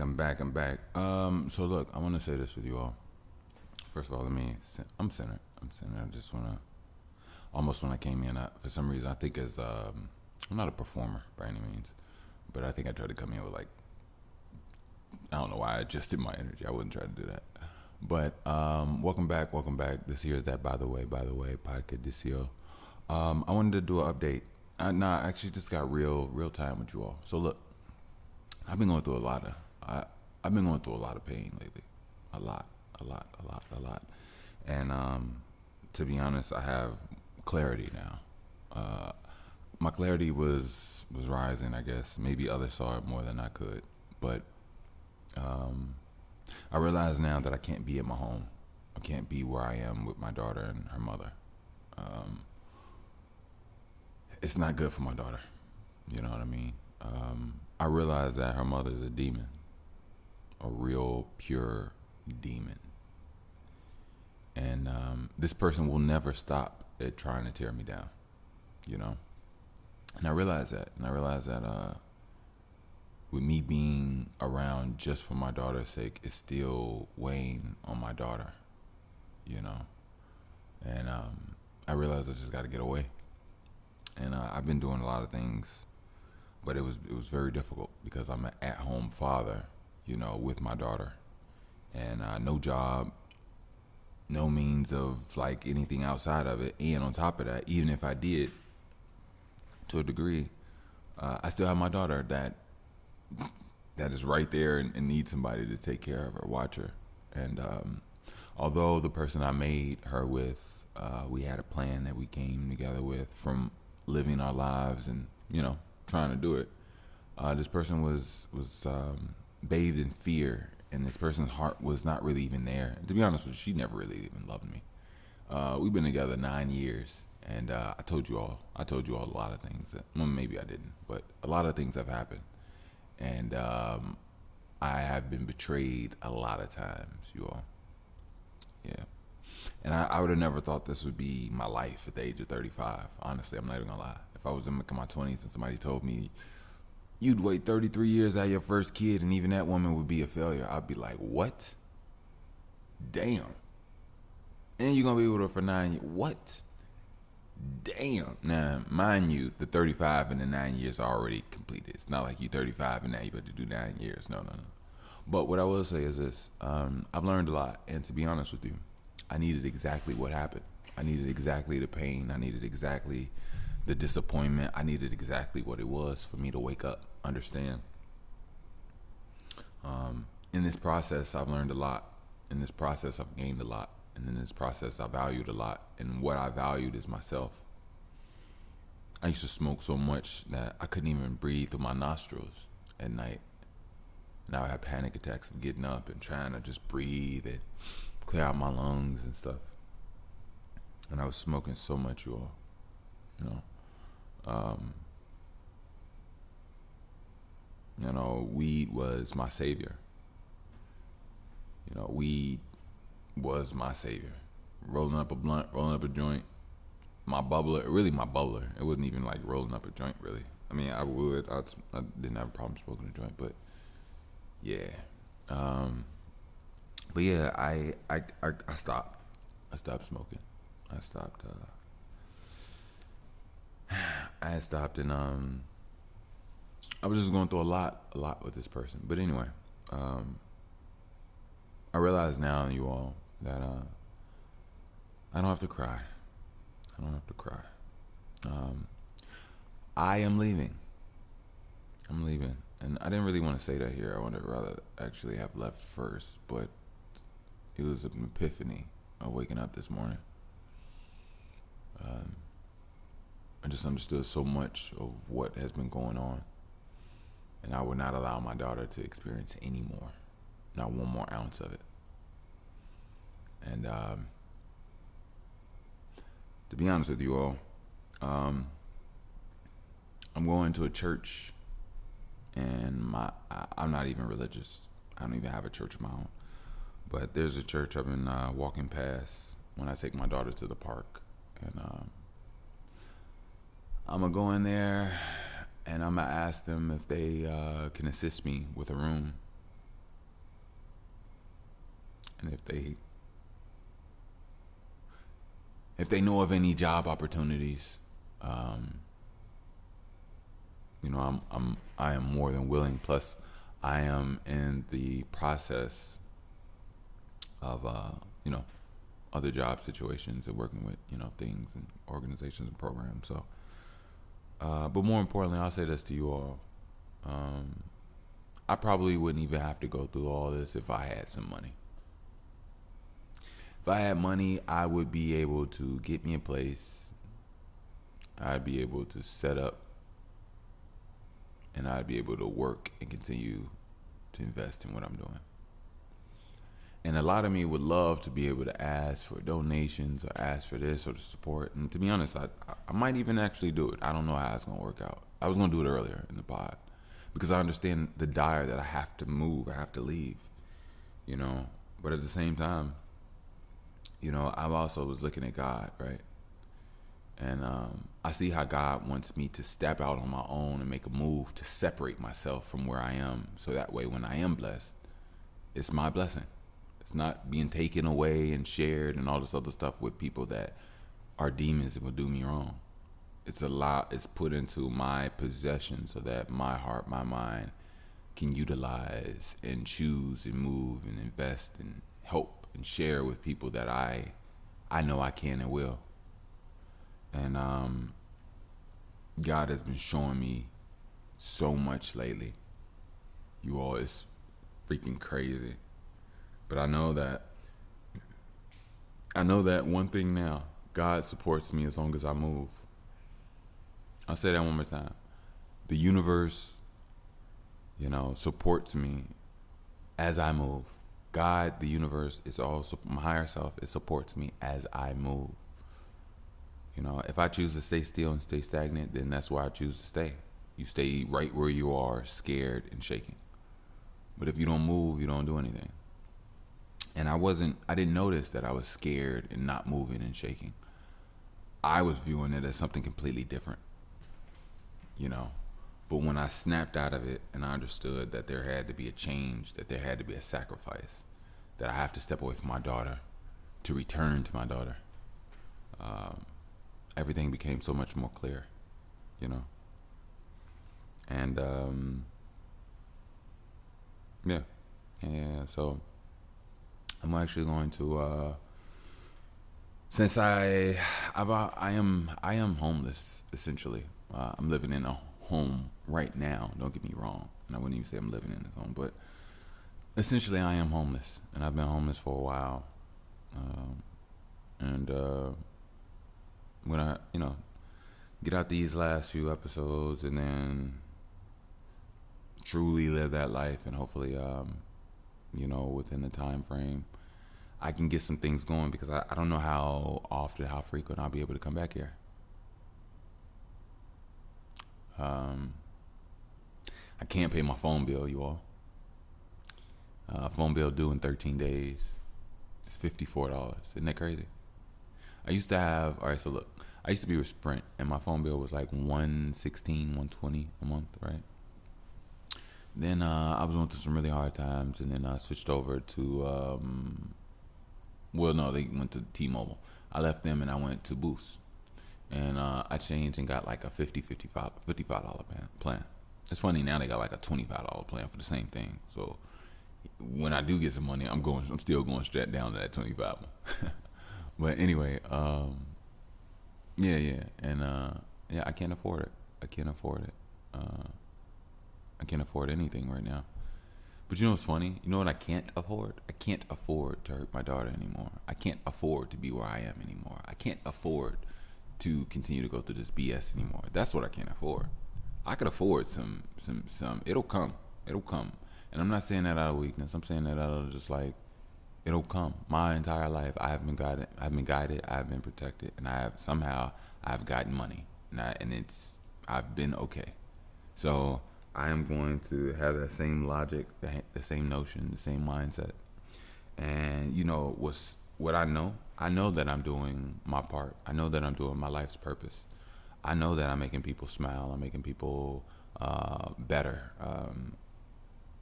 There's so many people that I come into contact with that tell me I'm a breath of fresh air. That tell me they appreciate me. They appreciate my mind. Thank you. Just, man, you get it. Like, or will cry or hug. Like, I've had a lot of moments like that. You know what I mean? And what's so crazy is that, like, the last couple days, you know, I must have felt like something was breaking in me, because I've been breaking down crying, you all, like, weirdly, more than I've ever have. You know what's funny? I did not grow up a crier. Like, you know, it wasn't until, like, you know, when you actually understand how much you've been in. You know, I've been protected, and I've gone through things that could have taken me out. I survived things. I never took myself out. I've been in places where I hated it, you know. And I'll be honest with you, I don't really even think I've ever really truly been loved until my daughter. I think my daughter is the only real love I've ever had in my life. You know, my father was heartbroken and was not accepted or loved by his parents, so he was not able to truly even see me, even though he tried it and did his best. I think he did love me of some sort, but it wasn't the purest and best, and it was hard because he had other things going on. And then by the time my mom heard him and, you know, did some things, it was hard for him to actually even not see her and me, and it also affected his relationship with me based off how she was. And then my dad also got me at the age of 10, and you know, my dad also had to pay child support for 10 years, and my dad also went through BS with my family for years for me, to the point that he eventually gave up. You know what I mean? By the time I did live with him and we were going through problems and we had to like learn stuff, he was too exhausted. He was too beat. He was beat up by the entire process, by the system, by the payments, by the job, by everything. You know, my father, yeah. But I love him, and I wish nothing but the best for him. I really do. Despite what he turned into. You know what I mean? Because it's like what they say, Batman. You know, something about being the hero until you turn into the villain. You know what I mean? And the thing about my mom has always been messed up. My mom has always been damaged. You know, my mom came from the South, a beautiful brown chocolate girl who experienced abuse in the South, you know, by our family, and was one of the reasons, antithesis of why she even came to Chicago. You know, my mom's from Tennessee, and she and her sisters came up here, you know, following their mom and my great grandma who came here, who left Tennessee. She couldn't do it anymore. There was a lot of BS, and she left her family, even her kids, and she came to Chicago. And eventually her kids got a little older and wanted their mama and left Tennessee as well and came to Chicago. And then their kids did the exact same thing. And then that was my mom. So my great grandma came here, my grandma came here, and then my mom came here, and we were already here. So they just had us here. You know what I'm saying? So not we were already here. They had us here. We never, you know. So I understand that, like, I'm not gonna demonize. I'm not gonna beat my parents up. My parents are human, are people. You know what I mean? In so many ways, my parents were children that were born and grew and went through the journey of life and experienced what they experienced. So uh, it could have been any of our lives. You know what I mean? So, but we have the lives that we have, and we're assigned to the bodies and the positions and the genetics that we are. So it is what it is. You know what I mean? So no, I will not beat my parents up. I will not chastise or tear them down. I will continue to love them from afar, from a distance. You know, but I was never really loved. You know, my mom could not love me. My mom didn't like my father. My mom was just, she was scared. My mom is scared, like a lot of black women are scared. And that fear in them has glazed over them and hardened them and changed them into locking them up in themselves and them being able to only see what the other person does with this possession does with their life. And every now and then they might have a mutter or blurt out something that they truly want to themselves. But for the most part, that demon got everything. And the demon gets you from fear. The demon gets you from a lot. I will say that I'm thankful that I've been protected. And I'm thankful that I've been guided.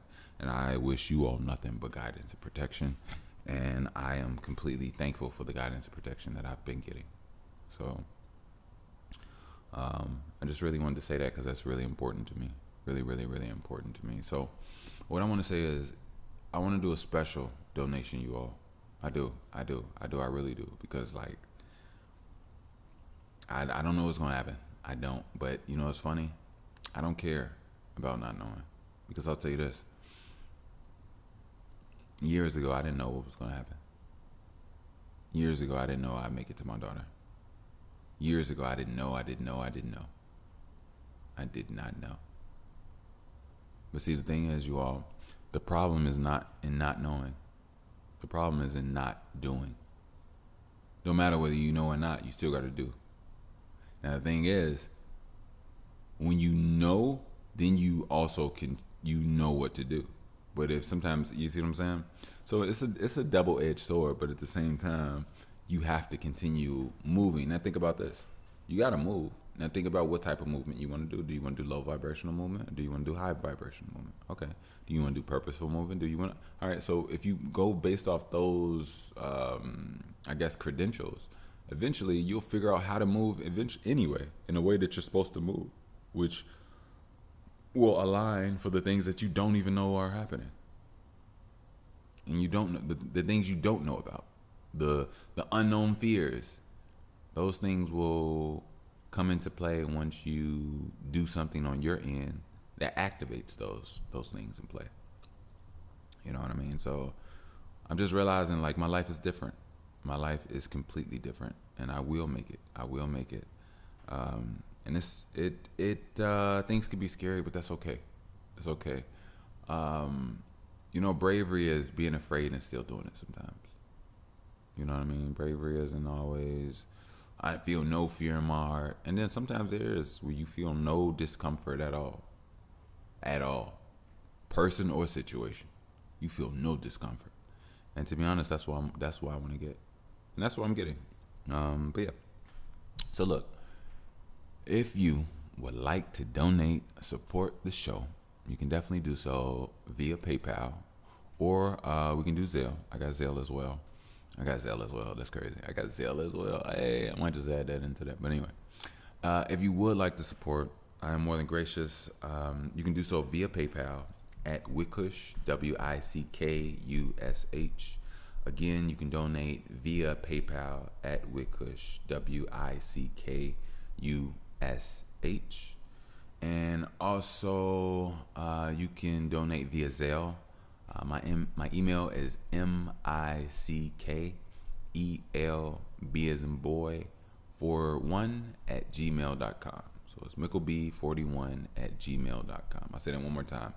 My Zelle, sorry, I didn't mean to say my Zelle is MICKELB as in boy 41 at gmail.com. Thank you. And yeah, I appreciate you all. Like, yeah, I check with this church. It's early morning right now. I sleep. I don't sleep as much as I used to anymore. But, yeah, I think I'm gonna go up to this church, talk to them, see if they have a room or any job opportunities. And I've already been trying my best to just, I went through my phone, called who I could. I updated my resume. I applied for some situations. Actually, there's a guy I need to call, but I called him this week. He ain't pick up. He gave me something last week, a lead. I did exactly what he asked me to, and then he asked me to give him a call back this week once I applied, so that he can pull up my application and we can get things started. I went to my homies this week. I updated my resume. I applied to all the jobs on the websites that he gave me, and then I gave him a call Monday and Tuesday. Left a voicemail. Yeah, no return. So maybe I'll give him a call today. Maybe, I don't know, but yeah. I'm doing what I'm trying. I'm not just sitting on my ass, you all. Don't get it twisted. Like, I think it'd be cool and be dope if this pod was to be, I guess, my redeemer. Not even just this pod. Like, I've been doing music for years. I've been investing in time, learning classes, production, energy, everything when it comes to podcasting, as well as music. I invested in myself. I got my own studio. I couldn't, at one point in time, she destroyed my studio, y'all. Yeah, she destroyed my studio, y'all. Man. Yeah. I was devastated. I was devastated, you all. I was devastated. And I'll never forget that. But I'm back. I'm good. I recovered. The universe protected me, guided me, and replenished and restored, the damaged goods. I will say this though. When I was 18, I had a friend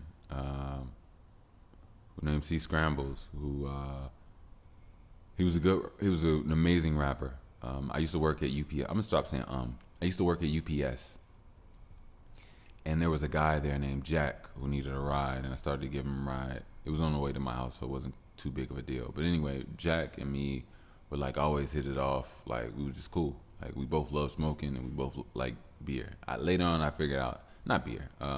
He loved beer. But later on, I found out he was a racist.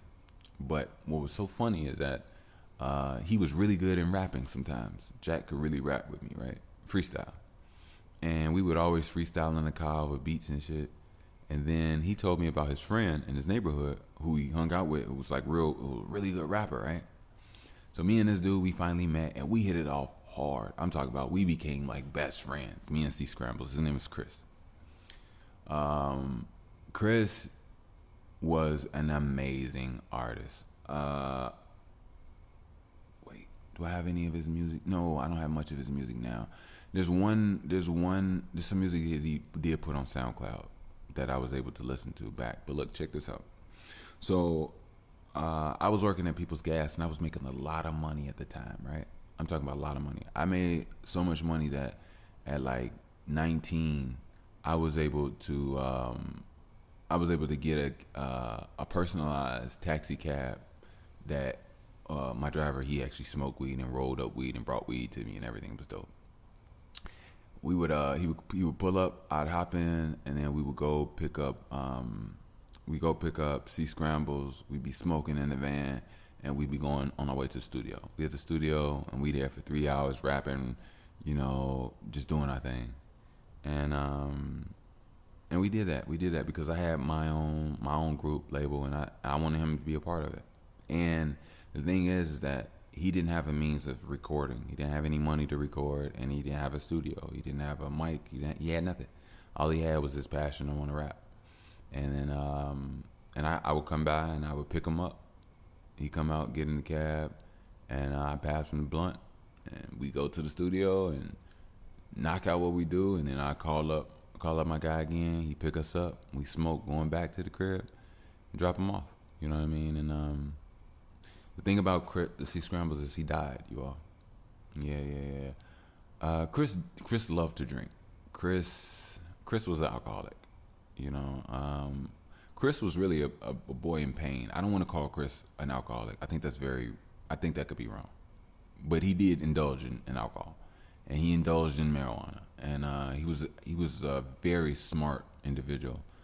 He lost his father, if I'm not mistaken. His father died, and I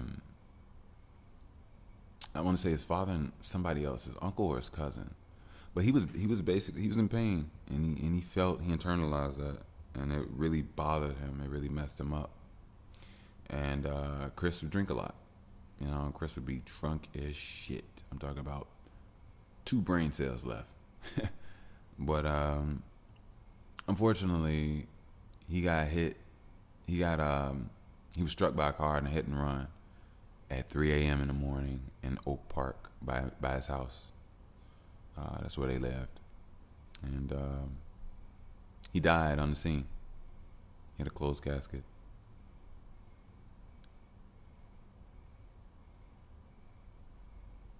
And that ripped me up, you all. The reason I'm telling you this is because I had Chris's music in my computer. And this demon, who was the mother of my child, started bullshit with me and did a lot of garbage things at one point in time. And then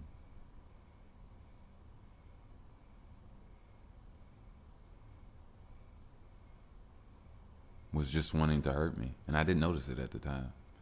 This person just wanted to hurt me. And I was angry and I was frustrated, and I was already going through other shit that I was going through. And I'll never forget, it was a workout bike there, and I just hit it a few times. And I went lay down, whatever the case may be. But anyway, so yeah, when she messed up my studio, destroyed my Mac computer, broke my microphone, broke my stand, broke my keyboard, broke my mouse.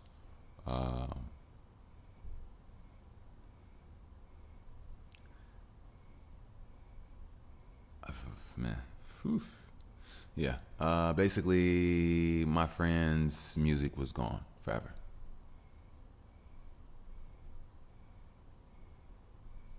Yeah. My friend's music was gone forever. And I cried, you all. I ain't even gonna lie, because it's like he died again. Like, I don't know. I'm just an artist. And as the artist that makes music, sometimes people don't even know you exist. People don't know shit about you. But that song is why they know that you're alive. And I'll tell you this, if you listen to any artist out there right now, if you take away their music, they're not seen. You know what I mean? And not all, don't get me wrong, there's a lot of eclectic, special, gifted artists out there that are way more than just their music. Don't get it twisted. Matter of fact, their music is just a bubble off of something already exploding in them from just expression and intelligence anyway. You get what I'm saying? Like, music is a form of expression. There's so many different forms of expression. There's so much You get what I'm saying? So, but yeah, that really bothered me. You know, that really messed me up. That really messed me up. I'm not gonna lie. I'm not gonna lie. It's like, and I went to that man's funeral. I went to his funeral. You know, it's crazy. It was crazy. So I went to his funeral, and when I went to his funeral, I met his mom and his sister. Right now, mind you, if I was to walk up to them today, or they walked up to me today, I wouldn't even notice who they are. I don't know why, but no. So, so that's when I met his sister, right? So when I met his sister, I knew how she looked at the time. Like right now, for some reason, I couldn't even tell you, right? But after I met her, I knew how she looked. So I was out at an event. I was out somewhere, and I can't remember exactly where I was. It was something. You know what it was? I think it was, okay. So there was this. I had a friend who went to Columbia College, and she had some type of presentation, and she invited me to come. She wanted me to come, and so, I went and I supported her. And after, it was like a lot of people walking around and doing different things. And I think his sister went to Columbia. I think that was it. Yeah, I was like in some hall, some like hall or whatever. But anyway, his sister saw me, and she was like, Bush, and she saw me, came up to me, gave me a hug, and I was like, oh, hey, how you doing? And I I remembered her and whatever. And then we talked, and I told her, like, I got I still have some some music from your brother. Like, if you ever want it, just let me know. And she was like, yeah, of course. And that shit was the wrong thing to do. Apparently, whenever I sent it to her, she broke down. She didn't want to talk to me no more. I don't know what the fuck happened. Matter of fact, I think her and her mom was like off to me, and I think this is only when, like, okay, because I think at the time we exchanged numbers. We exchanged numbers when I saw her at Columbia, and then I think that's when I sent her her brother's music, and yeah, she did it did not go well. It did not go well, and I know everybody got their own way of grieving and handling things, but I don't understand why that was called for. Like, I'm talking about breakdown, crying, and then didn't want to talk to me no more. I'm like, okay, that's cool. Like, that's okay with me. We didn't have a relationship or anything like that. No, it was no type of anything. I was just being honest. Honestly, I just met a dude that had a passion, same passion as me, and I supported him in his passion. And when he fell down to, I guess, he succumbed to certain situations or energies within his life, I continued to show love and support. And from there, it went downhill. You know what I mean? And yeah, it's crazy, y'all. It's crazy. Super crazy. But look, we damn near hours on hours in, and I just wanted to share this time with you all. I might have time to do one more episode, maybe. I would love to be able to put out at least schedule out at least 4 or 5, like, in a month's rate, because I don't know what's gonna happen. But at the same time, I don't want to move from fear. You know what I mean? I do believe I will be back here, of course. You know what I mean? But I just don't want too much time to go by, because let's say I put out 2 episodes, and let's say it takes me 2, 3, or 8 months, or whatever. I hope not. Let's say it's a time frame. I don't. You know what? Let's not even talk it like that. Let's talk positive. Yeah, let's talk positive, because we create our reality. And since we create our reality, I do want to have a place where I have Wi-Fi. I can set up my app, get my setup set up, record, do what I do, live my life, spend time with my daughter, grow. And to be honest, when I get the funds that I need, look, it ain't no time to be slacking. I need training on everything. I need everybody to teach me everything. I'm taking classes everywhere. I want privatized sessions. That's what I want. I want private boxing and kicking lessons. I want private lab sessions. Like I want to be able to view my blood, view you know, any organism under a microscope, different techniques. I want to get some equipment. I want to be able to understand the human body, the electricity in the human body, the brain, how, you know, the function of healthy atoms and cells. I want to be able to like literally study and research this stuff. I want to become a scientist. I want to work on my body. I want to be everything. You know what I mean? And that is what I want when I get my time and whatever. And it's not a whole lot of this and that. I have time. Just focus on one thing at a time. And then when you move on to the next thing, use what it is that you've accumulated thus far to move forward. And it's just that simple. It's really that simple. You know what I mean? And I plan on taking all type of classes because I love challenging myself. But at the same time, I'm looking, I'm like, God, I'm 35. You know, I was first homeless when I was 10. You know what I mean? Like, I went to go live with my dad when I was 10, and you know what? I wasn't homeless at 10. I take that back. I was homeless a little later after that. But I was always kicked out of my house erroneously for nothing. You know what I mean? And to be honest with you, I'm not even gonna lie. I remember the first time of what I'm talking about at 10. My father, since I had been living with my mom for 10 years, when I moved with my father, I had tendencies that he didn't like. Not gay or nothing like that. Nothing like that. But I just had, I was raised by a woman, right? So he had to raise me in his way, right? And there was nothing wrong with that. To be honest, his way was actually what I needed. I really did need his way. Only thing is, his way was really painful to integrate into my sense of being because I was programmed so differently. But I will say this. It was a tedious and stressful process, but it worked, and he got through to me. But the only thing is that my parents never prepared me for the real world. My parents always... I was surviving my parents. So, in so many ways, I understand why my life is my life. You know what I mean? Like, I have two parents that choose to not admit or acknowledge their wrongdoings, and on top of that, they weren't a united front. They were separated, and it showed. They were separated in every way, physically, mentally, in every way. And it's like I was the only togetherness of this connection. I was the only proof that there was something there. The fact that you two, my body is together because of you all cells, is the only proof of inclination of anything that ever happened between you all. And the crazy thing about all of that is that my parents decided to be friends, even though they abandoned me. And I won't say friends. Let's say it like this.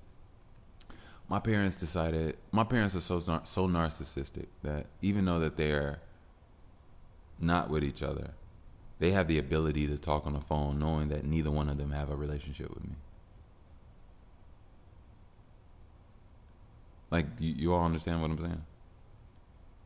Like, my mom abandoned me. My dad abandoned me. And I'll tell you what that means. My mom allowed me to go live with my dad at 10. But before that, my mom was already struggling in every way of imaginable. So her giving me away made her life easier. When she gave me away, she never looked back. And her life went into her feelings, her mind, and what she had in front of her, which was not me. So from 10 to now, it's been the exact same thing. So, and then with my dad, my father, it weighed on him because he went through so much BS with my family, the court, my mom, that when he finally got me at the age of 10 and I had all of these things that he had to undo, unlearn, punish me, he basically had to break me down to rebuild me, right? while he broke me down, I almost did not make it, you all. Almost didn't make it. You know, I went through real things. You know what I mean? Like, people don't know, like, when I moved with my father's wife did not like me. So when I was a little kid, my father's wife used to slap me, right? I'm talking about like a full slap. And it wasn't until I got a little older to like vocalize and talk that I told my mom. And when I finally told my mom pulled up with her sisters at my dad's house. It was ready to scrap. You know what I mean? But the thing is that even to this day, me and my stepmom don't have a relationship at all.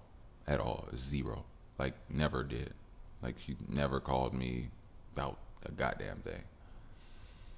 And she didn't like me, you know. And I remember this one time she lied on me. She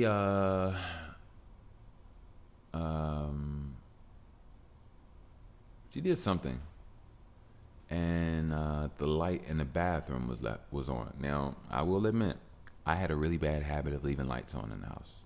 I did. Like, if I was no longer in the room, I would forget to turn the light off rather than just turn it off and then leave in the room, right? So I will admit, I really did struggle with that. But I remember in this moment, I have been going through so much.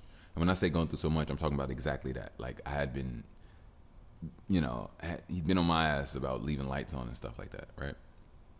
So I sometimes I was walking around my house making sure I strategically did certain things because I didn't want to be mindless, right? And I knew I had a forgetful mind. I used to always forget everything: glasses, keys, lights. I was a forgetful kid because I was probably in fear and didn't even notice it. So it was really hard for me to even pay attention to things around me. And when I even say fear, I was living on the north side in a Mexican and Polish neighborhood when I grew up around black people on the south side of Chicago. And not only that, you know, even the people in my family, we had a big family. I'm living on the north side, and it's just my dad and his wife. No brother, no 8 cousins, no aunts and cousins coming over, none of that. You know what I mean? So, and it's okay. It's okay. You know, it was what it was. But this is what happened. So, there was a light left on in the bathroom. And I was doing my homework in the kitchen, on the kitchen table. And my dad's wife came in. I'm gonna say my dog. My dad's wife came in and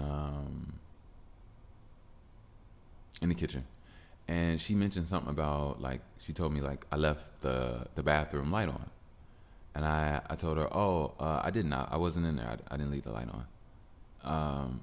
And then she goes, "Are you calling me a liar?" And I'm like, no. She goes, "Oh, you're calling me no." What'd she say? She said something in a very defensive, argumentative way, and I'm like, I didn't leave the light on. So she relays this to my dad somehow, some way, right? So my dad comes home, and he goes, "So you calling my wife a liar?" And I go, "She said that I did something that I didn't do, and I didn't leave the light on. I didn't go in there." And I just told her that. That's all I did. And he goes, so you calling my wife a liar? So, 330 pound, 6'9", takes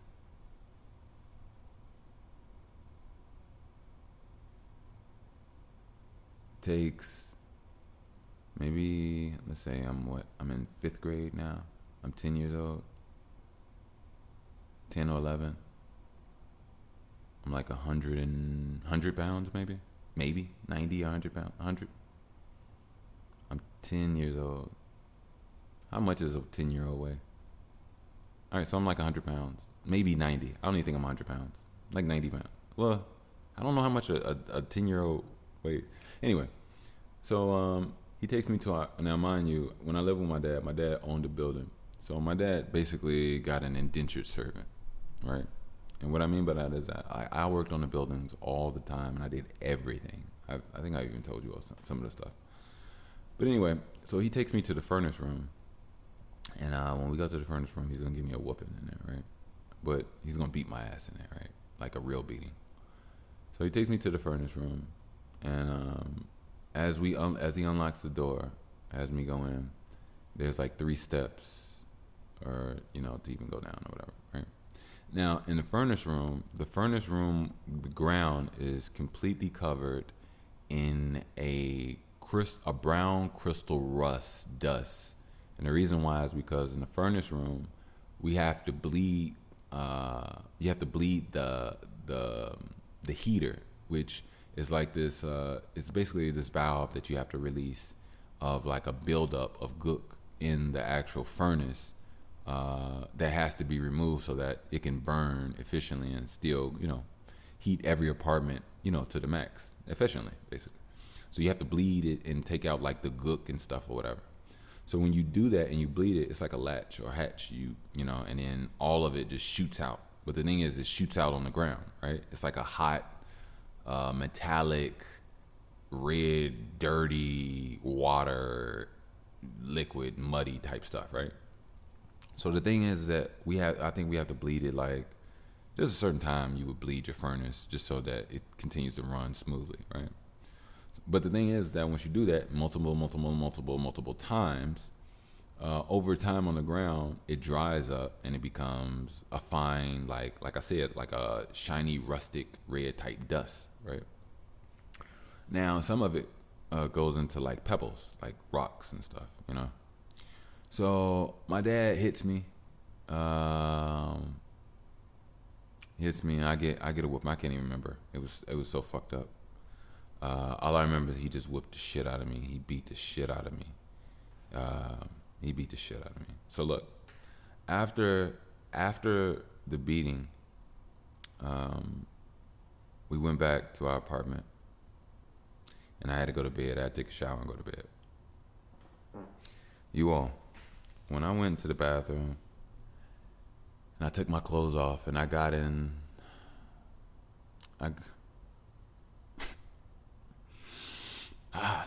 I got in the shower. The water was rustic red, but the water also had my blood in it. It was blood red. And then the entire time, I just heard rocks falling out of my back. Pebbles falling out of my skin. Hitting the tub with the red, rusty water in my blood.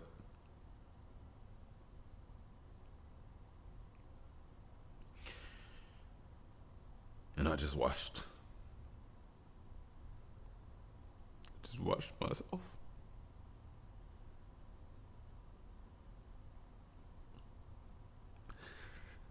Yeah, I washed myself and I went to bed.